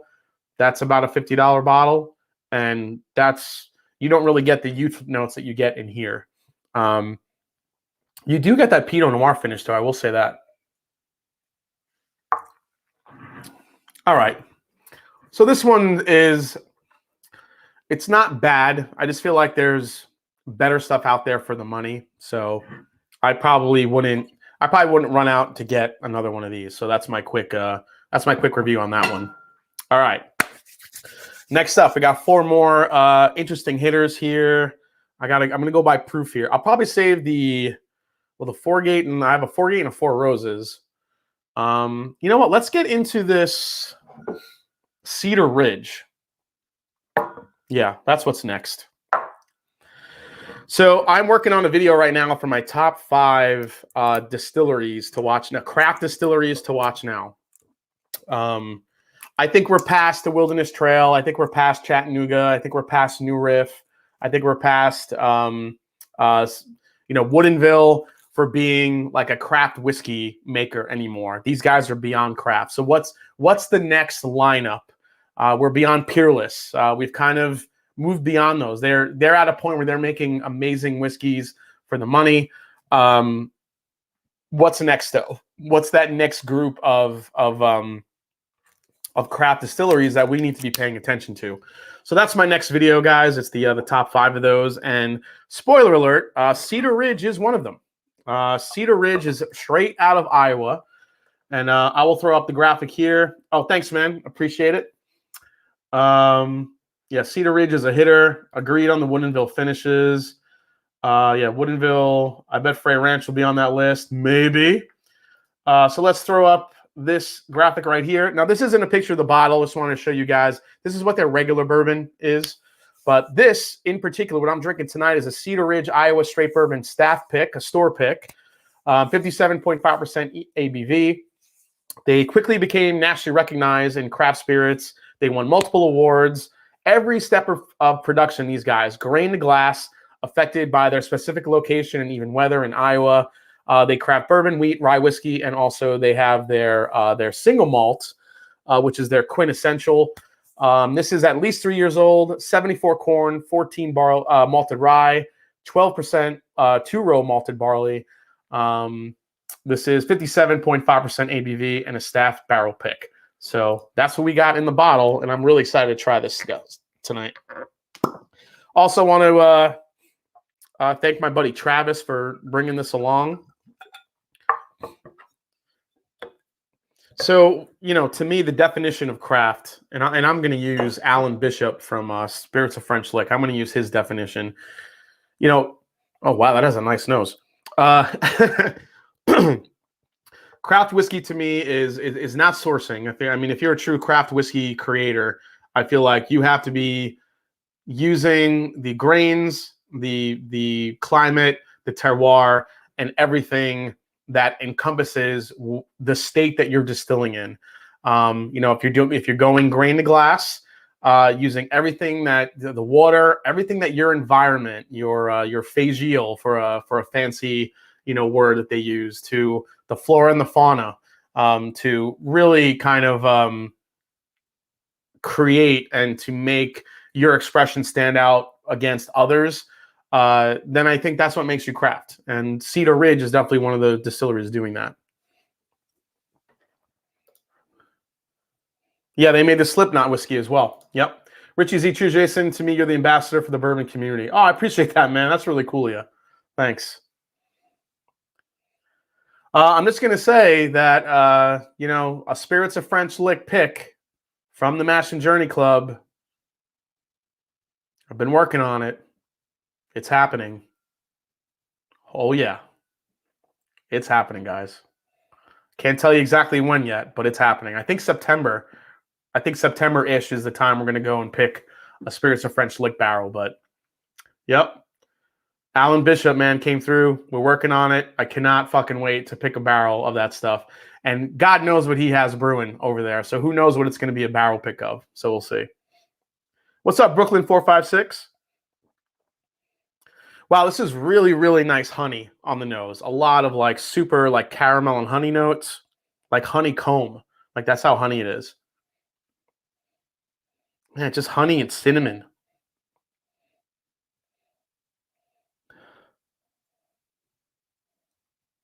Man, got the slightest bit of a peach note in here. Oh, thank you so much, Don. I appreciate that, man. Brent Anderson, Thank you so much, buddy. Yeah, guys, we got the Weller Foolproof is up for grabs tonight, guys. Let me throw that graphic up here again. Super chat, at least $5 for a chance to win. I got my wrenches are in the chat, keeping track of the names. Hot buttery rolls, spirits of French nip. Maybe use that tater sticker. That's fucking brilliant. Maybe that will be it. Brent Anderson, Jason's one of the best. He's given his all to us with his talent, using his palate, articulation, vocabulary, and flat out, down to earth approach to give us the real deal in spirit. Dude, Brent, man, thank you so much. That just that was very humbling. Thank you very much. I really appreciate that. Thank you. I might print that out and frame it, dude. That'll be my motivation every time I do a review. Craft distilleries, barrel, oh yeah, and barrel. Hope this is, Cedar Ridge, they were giving those away at a grocery outlet about 8 months ago. I could see that. I mean, some people don't trust the craft stuff, especially when it's like 3 years. Let's give it a try here.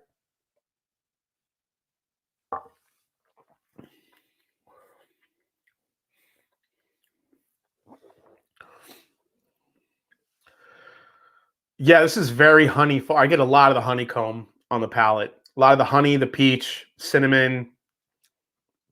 There is a little bit of that youthful barrel bitterness on the very back end, though, that kind of kills it for me. I still get that a lot in New Riff. I'm getting it here, but it's not as off-putting, but it is there. Joseph Brazo, your channel's okay, I guess. Yeah, guys, I'm close to 50,000 subs, so if you haven't subscribed yet, please do.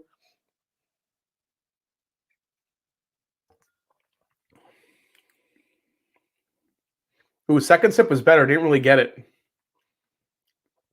Man, this is just all honeycomb and peaches and vanilla cream and cinnamon. Man, for a 3-year-old bourbon, or at least 3 years old, this is why I really think Cedar Ridge is pretty impressive. I mean, listen, it's not, it won't be everybody's cup of tea. It's definitely a different type of flavor profile. It's definitely not Kentucky bourbon, especially when you taste it. But at the same time, there's like I feel like Woodinville has a very like rich like cream soda, root beer type note to it, which is very distinctive for me in Western spirits or like stuff that's made out west. But like to taste something out of Iowa with this type of, flavor and for this young.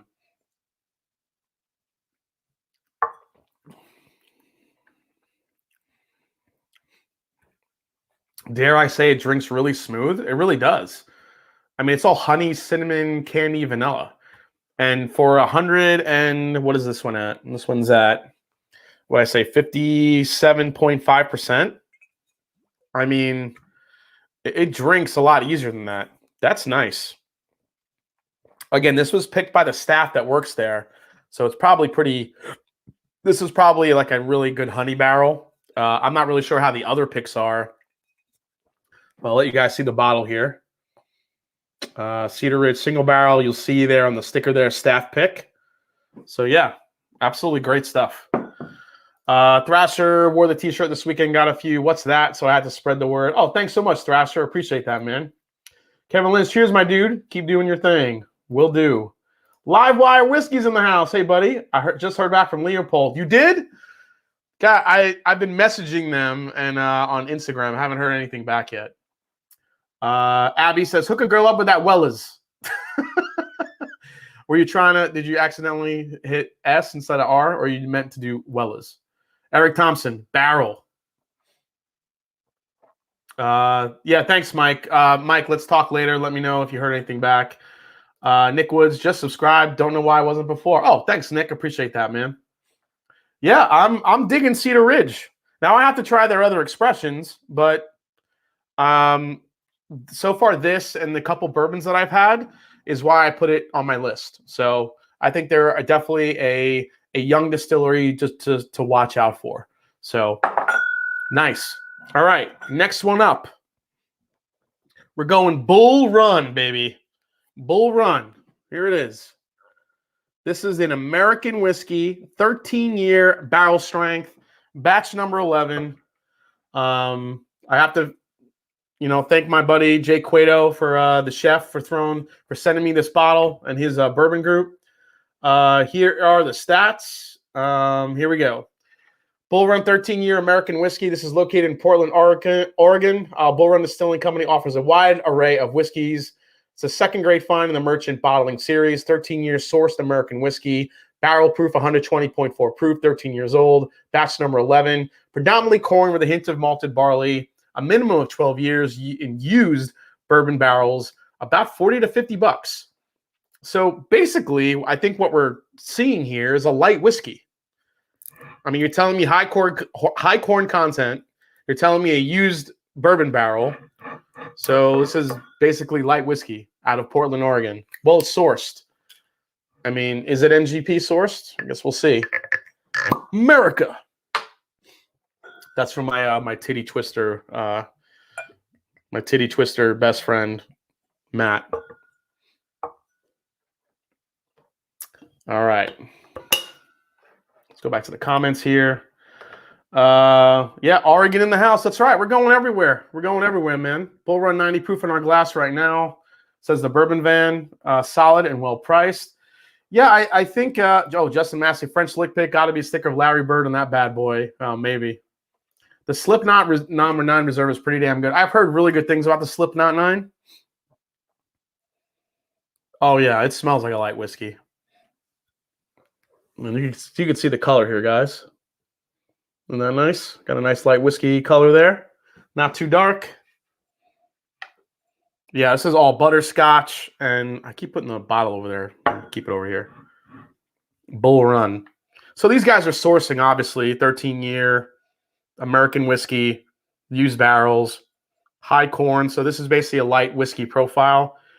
It's got all the indications of a light whiskey. Very, very butterscotch. Those candy corns you get at Halloween, the freaky candy corns that nobody eats. Who eats the candy corns in the chat? You guys eat that shit? Who eats the candy corns? Hey, Gary Franchi in the house. The fancy Franchies are here. Guys, did you get your tasting box that I sent you? I hopefully, Gary Franchi. Let me know if you did. Hopefully you dug in and you enjoyed it. They sourced their American whiskey from MGP. They do, yeah. So I heard a lot about this this Pinot Noir finish they did on their light whiskey. So I heard a lot of good stuff on it. A hard pass on the candy corn. I love me some candy corn, says Thrasher. I love the candy corns. Me, I love it. Just use it as vampire teeth. Candy corn is nasty. No, so that's the thing. I heard a lot about the Pinot Noir finish version of this, but this is actually just a straight American whiskey, 13-year, no finish. Yeah, a lot of caramel, light caramel, butterscotch, butter pecan. It's all there. It's very light whiskey-ish. Let's go for a taste.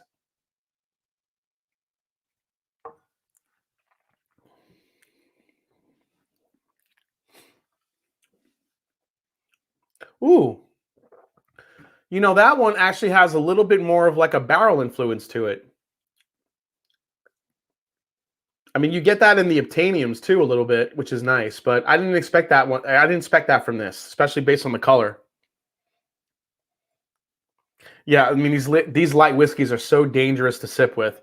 Guy, if any of you at home have light whiskeys, if you have like a Bull Run or you have an Obtainium, the best thing to do with these things, I mean, you could obviously drink them and have fun with them, but if you're into experimenting and doing blends, take a young bourbon or a young whiskey, take a higher aged bourbon or higher aged whiskey, and then blend those together and then add some of the light whiskey to it just to see what it does. Light whiskey adds a very, very interesting component to blends. I've been like toying with it here. I think it's a lot of fun, and you definitely get some really interesting results when you do that. So definitely give it a try if you guys have all three of those components in your collection. Join late. Hope you're doing well, Jason. Here's $4.99, and I'll cover the rest of the shipping when you send me that. Well or foolproof. All right, man. Good luck. Yeah, Bull Run is a solid sipper. Can one Jason's friends ask him about the get-together Chattanooga whiskey, please? Yes. So Chattanooga whiskey meetup is happening, guys. I already spoke to Tim Pearson at Chattanooga. We're looking to do it in the fall, so September, October. I'm going to be throwing out some dates to my Patreon members to see what weekends could possibly work for mostly everyone. Yep, weekend in Chattanooga, guys. Chattanooga whiskey. They're going to do a special setup for everyone that wants to come that's involved. If you're on Patreon, I will be kind of putting that out there. For those of you not on Patreon, I'll mention it down the line on a live stream if you guys want to, pop in for the experience as well. But yeah, the meetup in Chattanooga is happening, guys, for sure. C. Jackson, that might not cover the shipping. Here you go. Thanks, C. Jackson. Appreciate it. Chattanooga 111, buy or pass. Eric Thompson, it's a buy. Chattanooga 111, I love it. Absolutely. Easily a buy. Thanks for the Portland shout out, says Nick Woods. We don't get enough positive shout outs here. No worries, man. Yeah, I mean, this is just a it's very light whiskey. It's very dangerous, an easy sipper, absolutely delicious. And I really like the price point on this stuff. God, for 40, 50-ish bucks, a 13-year light whiskey, shit, that's great. I'll have to do a head-to-head with the Obtainium and see which one I like better. Absolutely. Derek Mack, can we carpool from Columbus? Sure as hell, Derek, yeah. I actually might fly down there. I think my girlfriend's going to come with me, and we might fly down there, and we might get like a nice bougie hotel and, spend a couple days in Chattanooga before the meetup. So we'll see how it goes. All right. Next up, I know it's a rye whiskey, actually. Oh, I'm going to pour some of that Chattanooga 11 right now. Where did that go? All aboard the candy corn train, says El Jefe. The 111 or port? Oh, that's a good question. The port is really good. Actually, that port finish, I would take over that 3-chord any day of the week. That Chattanooga port finish is freaking delicious. If you like port finishes, then go with the port. If you just want a straight up high malt bourbon, just more of a traditional bourbon profile, then go with the 111. I mean, they're both in completely different realms. I mean, the port has way more like raisin and fruit finish on it rather than the 111, which is more honey and toast and caramel that's on that one. So it just depends on what you're in the mood for. There's really no like, I don't really feel like I have the Obtainium, the Polish rye, one of the wackiest, funkiest, delicious things I've ever tasted. Master Drum, I just added some Obtainium to standard Elijah Craig. So good. Yeah, see, man, I'm telling you. Add some light whiskey to your blends. It's freaking awesome. Good show again. Thank you so much, Greg Lewis. We're gonna try to wrap this up by 11, guys.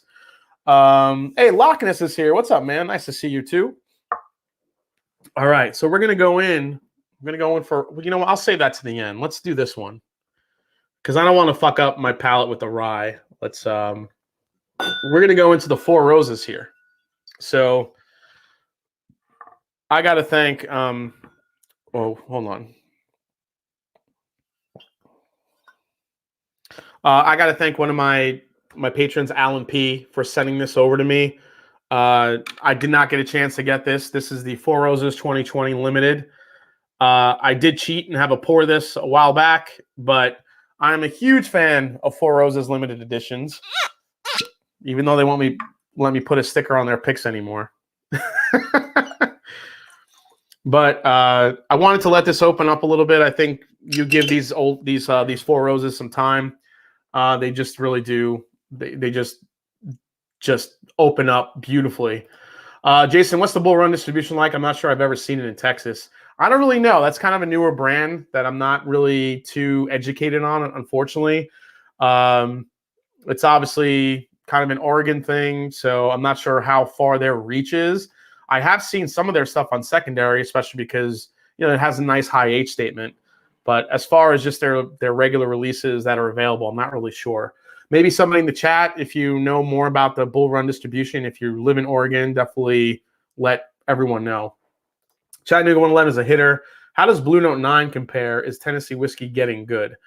I do think Tennessee whiskey is getting good. You know, I think people tend to shy away from Dickle. There's other Tennessee whiskey being made. There's Tennessee distillers that are making Tennessee whiskey, not like George Dickle or not like Jack Daniels does it. But you know, they're making great stuff that people are sourcing from, including Kirkland had sourced from them as well. So there's a lot of, you know, good Tennessee whiskey out there. It just really depends on your flavor profile. I think the Blue Note, I didn't mind the Blue Note at all. I thought it was pretty good. I still like the Chattanooga 111 better for me. West Coast Drams, I live in Oregon and the state is getting the Bull Run finish in cognac. What? In cognac? All right. Anybody on the West Coast gets that bottle, let me know if you could get me one of those. I am a cognac finish fiend. I want to taste that in cognac. Holy shit. Yes, please. Bourbon Van, anyone, if you're out there, help me. That sounds amazing. The 2024 Roses was stellar. What percentage of Tanium versus bourbon? Just do, you know, I would put in, I don't know, a half ounce of light whiskey at first just to see how it does. And then if you want to just keep, that's what I did, and then just keep experimenting, maybe then add like 3/4 of an ounce and see what it starts doing to the blend. It's amazing what light whiskey does to a blend. It really kind of bridges a gap there. What percentage of Tanium? Oh, yeah, I just read that. Sorry. Very excited with the direction of your Patreon. Amazing stuff. Cheers. Oh, thanks, William Davilar. Glad you're a part of it, man. I'm going to need about 350. Linux Cat, if you like the Blue Note 9-year, buy it. If I see it, it is going away due to dwindling stocks of 9-year product. I don't see it here, Linux Cat. So Donnie, if you see any, let me know. I would love to grab another one of that. Old Carter 13-year single barrel worth $2.99. Oh, that's hard. The single barrels, no. You know what? I would pay $300 for the American whiskeys because they're really unique. The single barrel bourbons, I probably wouldn't pay $300 for. Jason, how the Bull Run finish at cognac? It's a single malt, not 13-year American Light. It's still super good, though. Dude, that sounds amazing, man. Wow. All right. So, real quick, here are the stats of the Four Roses. Non-chill filtered, bottled at 111.4 proof. Small batch features a 12-year-old bourbon from the OBSV recipe, a 12-year-old OESV, a 19-year-old OBSK, and a 16-year-old OESK. Holy shit. This is how. Why do people overlook Four Roses so much? I don't get it. I don't know why. I think the Four Roses Small Batch Select is one of the best bottles on the shelf that everyone ignores, and I hope they keep ignoring. I hope they keep ignoring it, honestly, because I could go and pick that shit up whenever I want. Everybody ignores it. It's a 104 proof non-chill filtered bourbon with great age on it. Just saying. Oh yeah. Oh, this is a bourbon nose right here. This is what you want. Oh man, like burnt caramel, creme brulee, just vanilla custard, creme brulee. Getting a little bit of like a Fruity Pebbles note here, guys. Like there's definitely like a very fruit forward like punch that you're getting too. Man, a lot. One thing that Four Roses always brings to the table, you get a lot of apricot, you get a lot of peach, a lot of stone fruit, some red apple as well. You get all of that in here. Nice cinnamon, a little bit of a butterscotch note on the nose too. Jesus. That's a beautiful bourbon nose. It's just well balanced. It's sweet. There's some savoriness to it. You get the high rye in it. There's an herbal quality to it.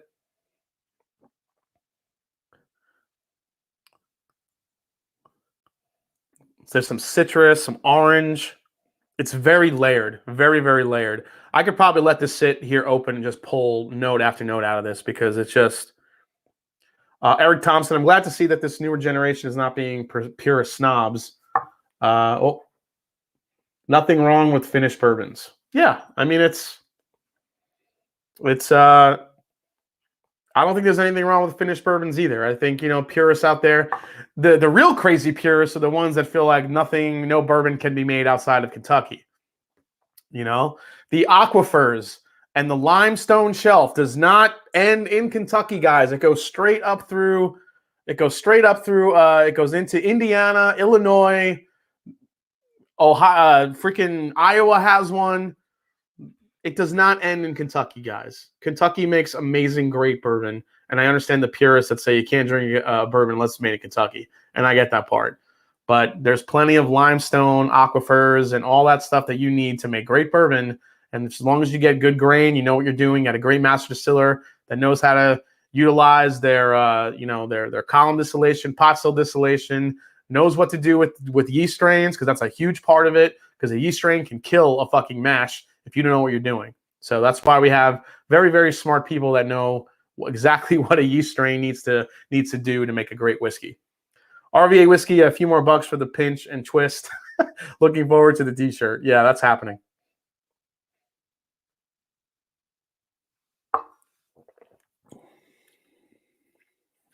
Oh, yeah, baby.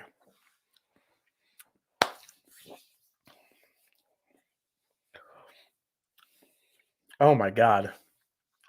This is going to sound weird. Do any of you guys eat the candy Runts? You guys remember Runts candy? Am I thinking of the right one? Is Runts just the banana one? There was another one that wasn't just banana. Let me see. Runts candy. Runts candy. Am I thinking of the right candy? I'll be embarrassed if I'm not. Yeah, Runts candy. That's the one with all the fruit flavors.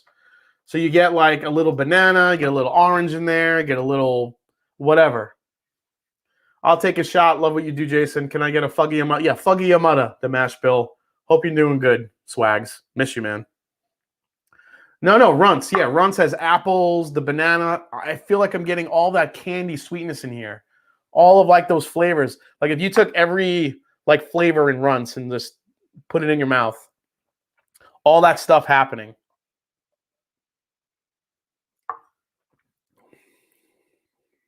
Oak, spice. I think that's what sets Four Roses apart from others and why some people tend to shy away from it. It's the high rye.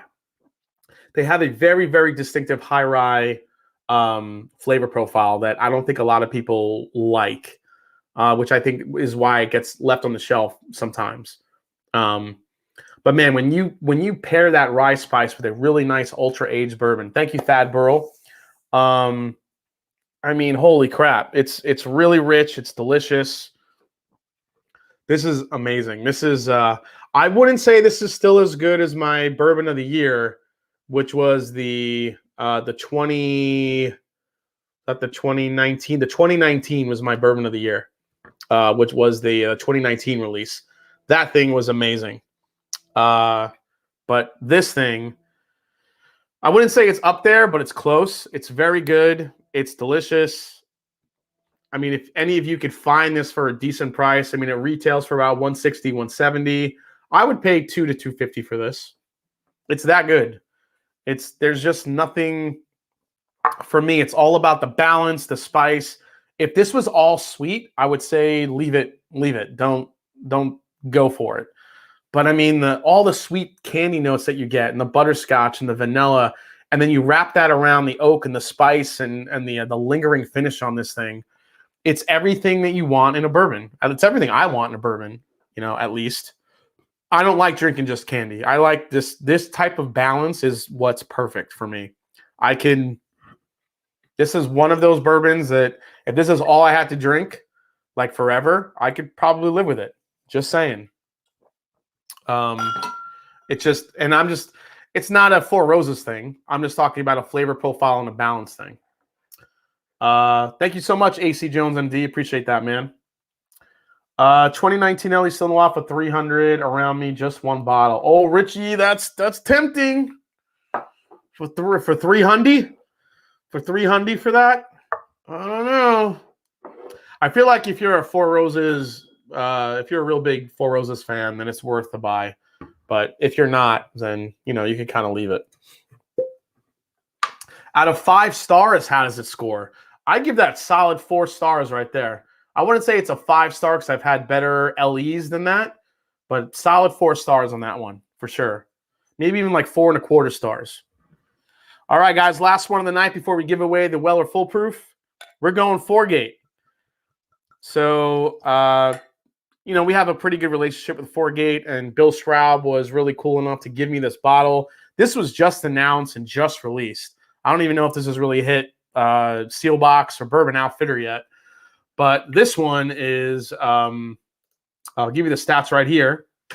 4-gate Batch 13 River Kelvin Rye. This is an 8-year-old straight rye whiskey. The first release was a 7-year. This release is also blended by Bill Straub. It's a year older, 8 years old, 113 proof, 2,470 bottles were produced. Mash bill, this is a 95.5 MGP rye, non-chill filtered, $200. And there it is. That's all you need to know, guys. I'll show you the up close and personal bottle here. So this literally just came out. I mean, it was just announced the other day. I was lucky enough to get my hands on this one before it was released. So kind of getting an exclusive review here real quick. And, you know, 95.5 MGP ryes, they're pretty high. They're pretty pricey right now. So $200 for an 8-year, not too bad. But I know there's a lot of people out there that will not pay $200 for a rye. They won't pay $100 for a rye. So,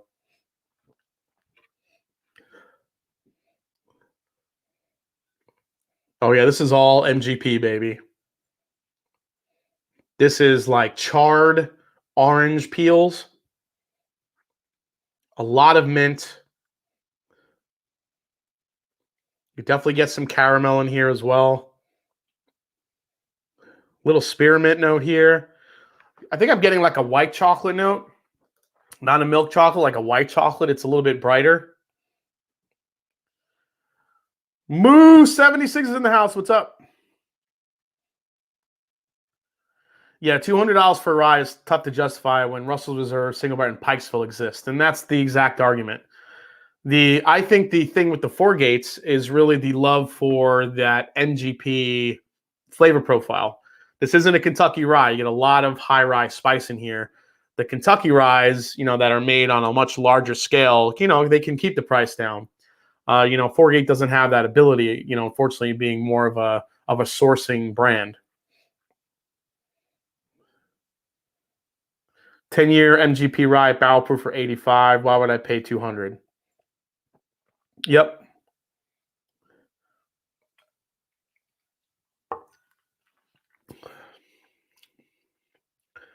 JCB, let's go from Long Island, New York. What's up, JCB?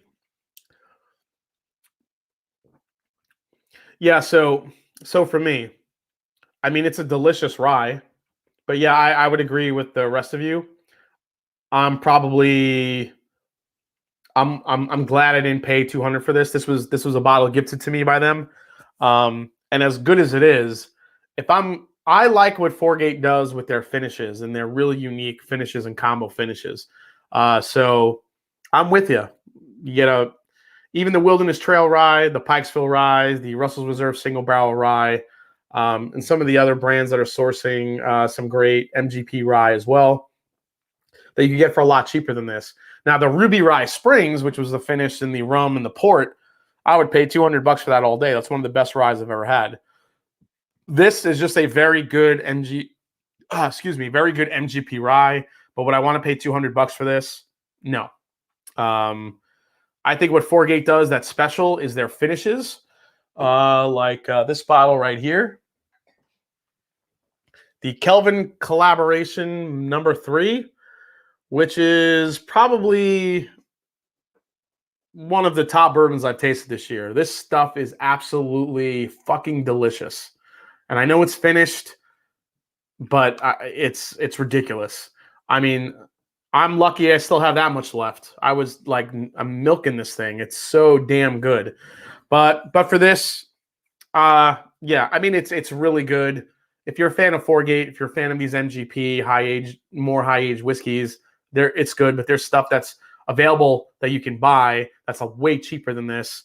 You know, so I don't know. That's kind of a pass for me. It's very good. You know, no offense to Foregate. I love you guys, but I'd rather have that with a finish on it or even like a toast or something rather than just that for $200. But this Kelvin Collab 3 is the shit. So I'm actually going to pour a little now to finish off my night. C. Jackson. So now that you have tasted that, or say Kentucky Owl, let's say batch 2.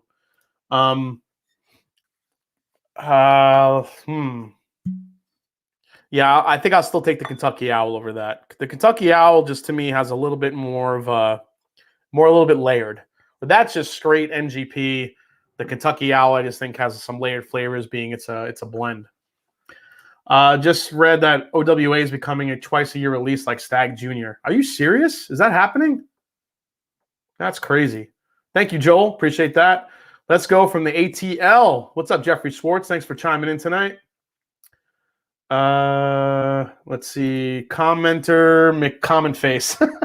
Speaking of MGP, what's your opinion on the Bell Mead Honey and how it goes for like 1,000 on secondary? Yeah, that's crazy to me. I'm not sure why. There are other craft distilleries that are doing honey cask finishes that are lower. And I've tried the Bell Mead Honey cask finish. And I'm not sure how these releases are now. But it's not like there's like this huge, like ridiculous, like honey component to it. I mean, you definitely taste the honey, but it doesn't like smack you in the face or anything. So to pay like $1,000 for that, I just think it's nuts. But it's been like that way ever since the beginning. Remember in the beginning when the Bell Mead Honey released, I mean, you were still seeing it for $400, $500 on secondary. Now we're looking at $800, $900, $1,000 on secondary. But everything on secondary is going up like crazy. So my new favorite rye is Barrel Seagrass. I could see why. It's really unique. Drums and Drams in the house. What's up, Cameron? Sipping a Backbone pick and Driftless Glen pick. Long day means double bourbon. Dude, I love Driftless Glen and what they're doing. Absolutely. That could be on my list too for top 5 craft distilleries. Just saying. They're out of Wisconsin. Save $950 and buy a bourbon and pour honey in it. Yeah, exactly. Or buy a little mini barrel. Just fill that shit with honey. You know, leave it in there for a few weeks. Empty that shit out. Then throw a bourbon in there. Let it age and see what happens. There you go. Do it yourself. Was it DIY honey barrel bourbon from Bell Mead? Go buy a Bell Mead. Put it in a little honey barrel. And you're good to go. John Reese. Now, everyone's been asking about the Calumet 15. No, I haven't gotten a chance to try it yet. We're supposed to be the guys or the channels and the bloggers and whoever like myself that got a chance to help pick the Sam Houston 15 barrels. They said we were going to get bottles for it, but I haven't seen it yet. So I'm not going to really hunt one yet until I find out that they're actually going to send me one. So we'll see. Bell Mead Honey is insane. Saw someone trade one for Bland straight from the barrel in 2020. Oh my God, that's crazy. Show me the foolproof. Keep killing it, Jason. Well, we're about to give that shit away. There's Travis. Travis is the man that gifted me that beautiful Cedar Ridge. Thank you so much. There's Alan P. What's up, man? Alan P. Thanks for that 4 roses. That shit is so good. I'll be popping the Calumet 15 and Sam Houston 15 tonight after the Mash and Drum stream. Guys, definitely go check out Livewire Whiskey after we're done here tonight. And we're about to be done. All right, so I'm going to sip this. We're going to get the Weller Full Proof out. And we're about to give this sumbitch away.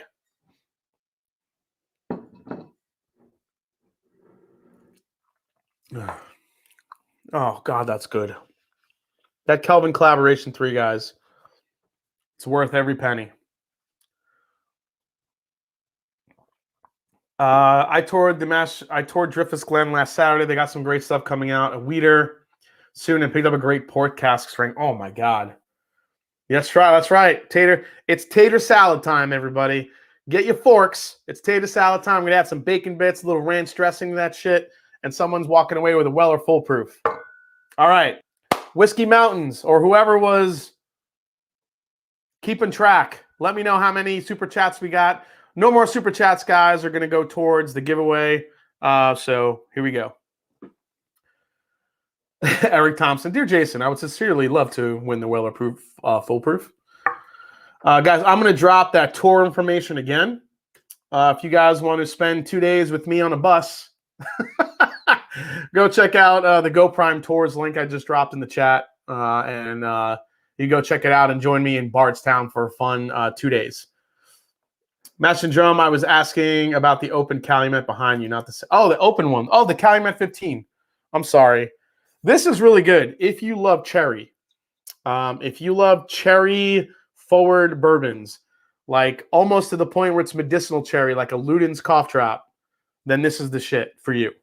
The finish lacks a little bit for me, but it's got a great palate, great flavor. Again, it's all cherry and cinnamon and vanilla and more cherry on top of it. So if you love cherry forward bourbons, you will love the Calumet 15 for sure.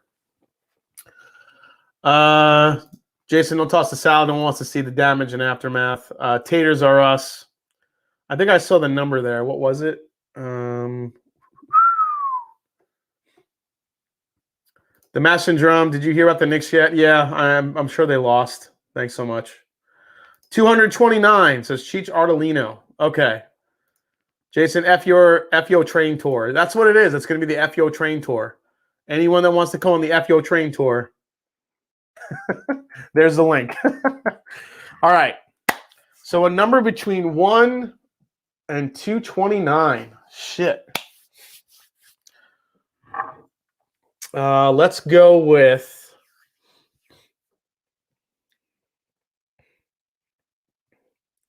actually, you know what? Whiskey Mountains is still in the chat.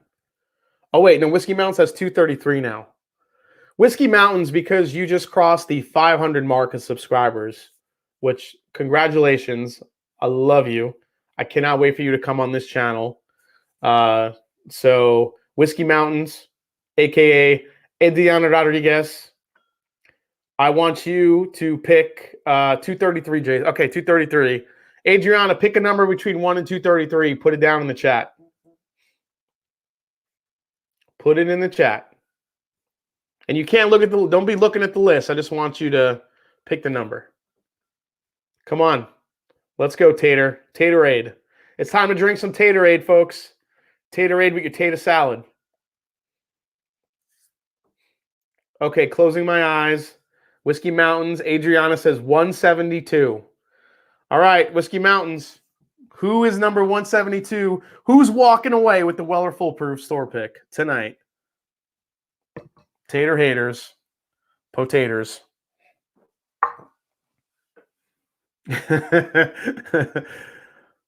Oh my God, who is it? 172 is Adriana Rodriguez. Who is it? Come on. We're dying. RVA Whiskey? Are you shitting me? RVA Whiskey. Congrats, buddy. RVA Whiskey is going home with the Weller Foolproof. Congrats, buddy. RVA is he's, oh, shucks, I know. I'm sorry. I wish I had more to give away. I'm sorry. But RVA Whiskey wins. Congrats. That's amazing. RVA Whiskey is a really good dude. He's been supporting the channel for a long time, and I'm really glad that he was able to get a bottle. So congratulations, RVA Whiskey. That's awesome, man. Thank you so much. Congrats.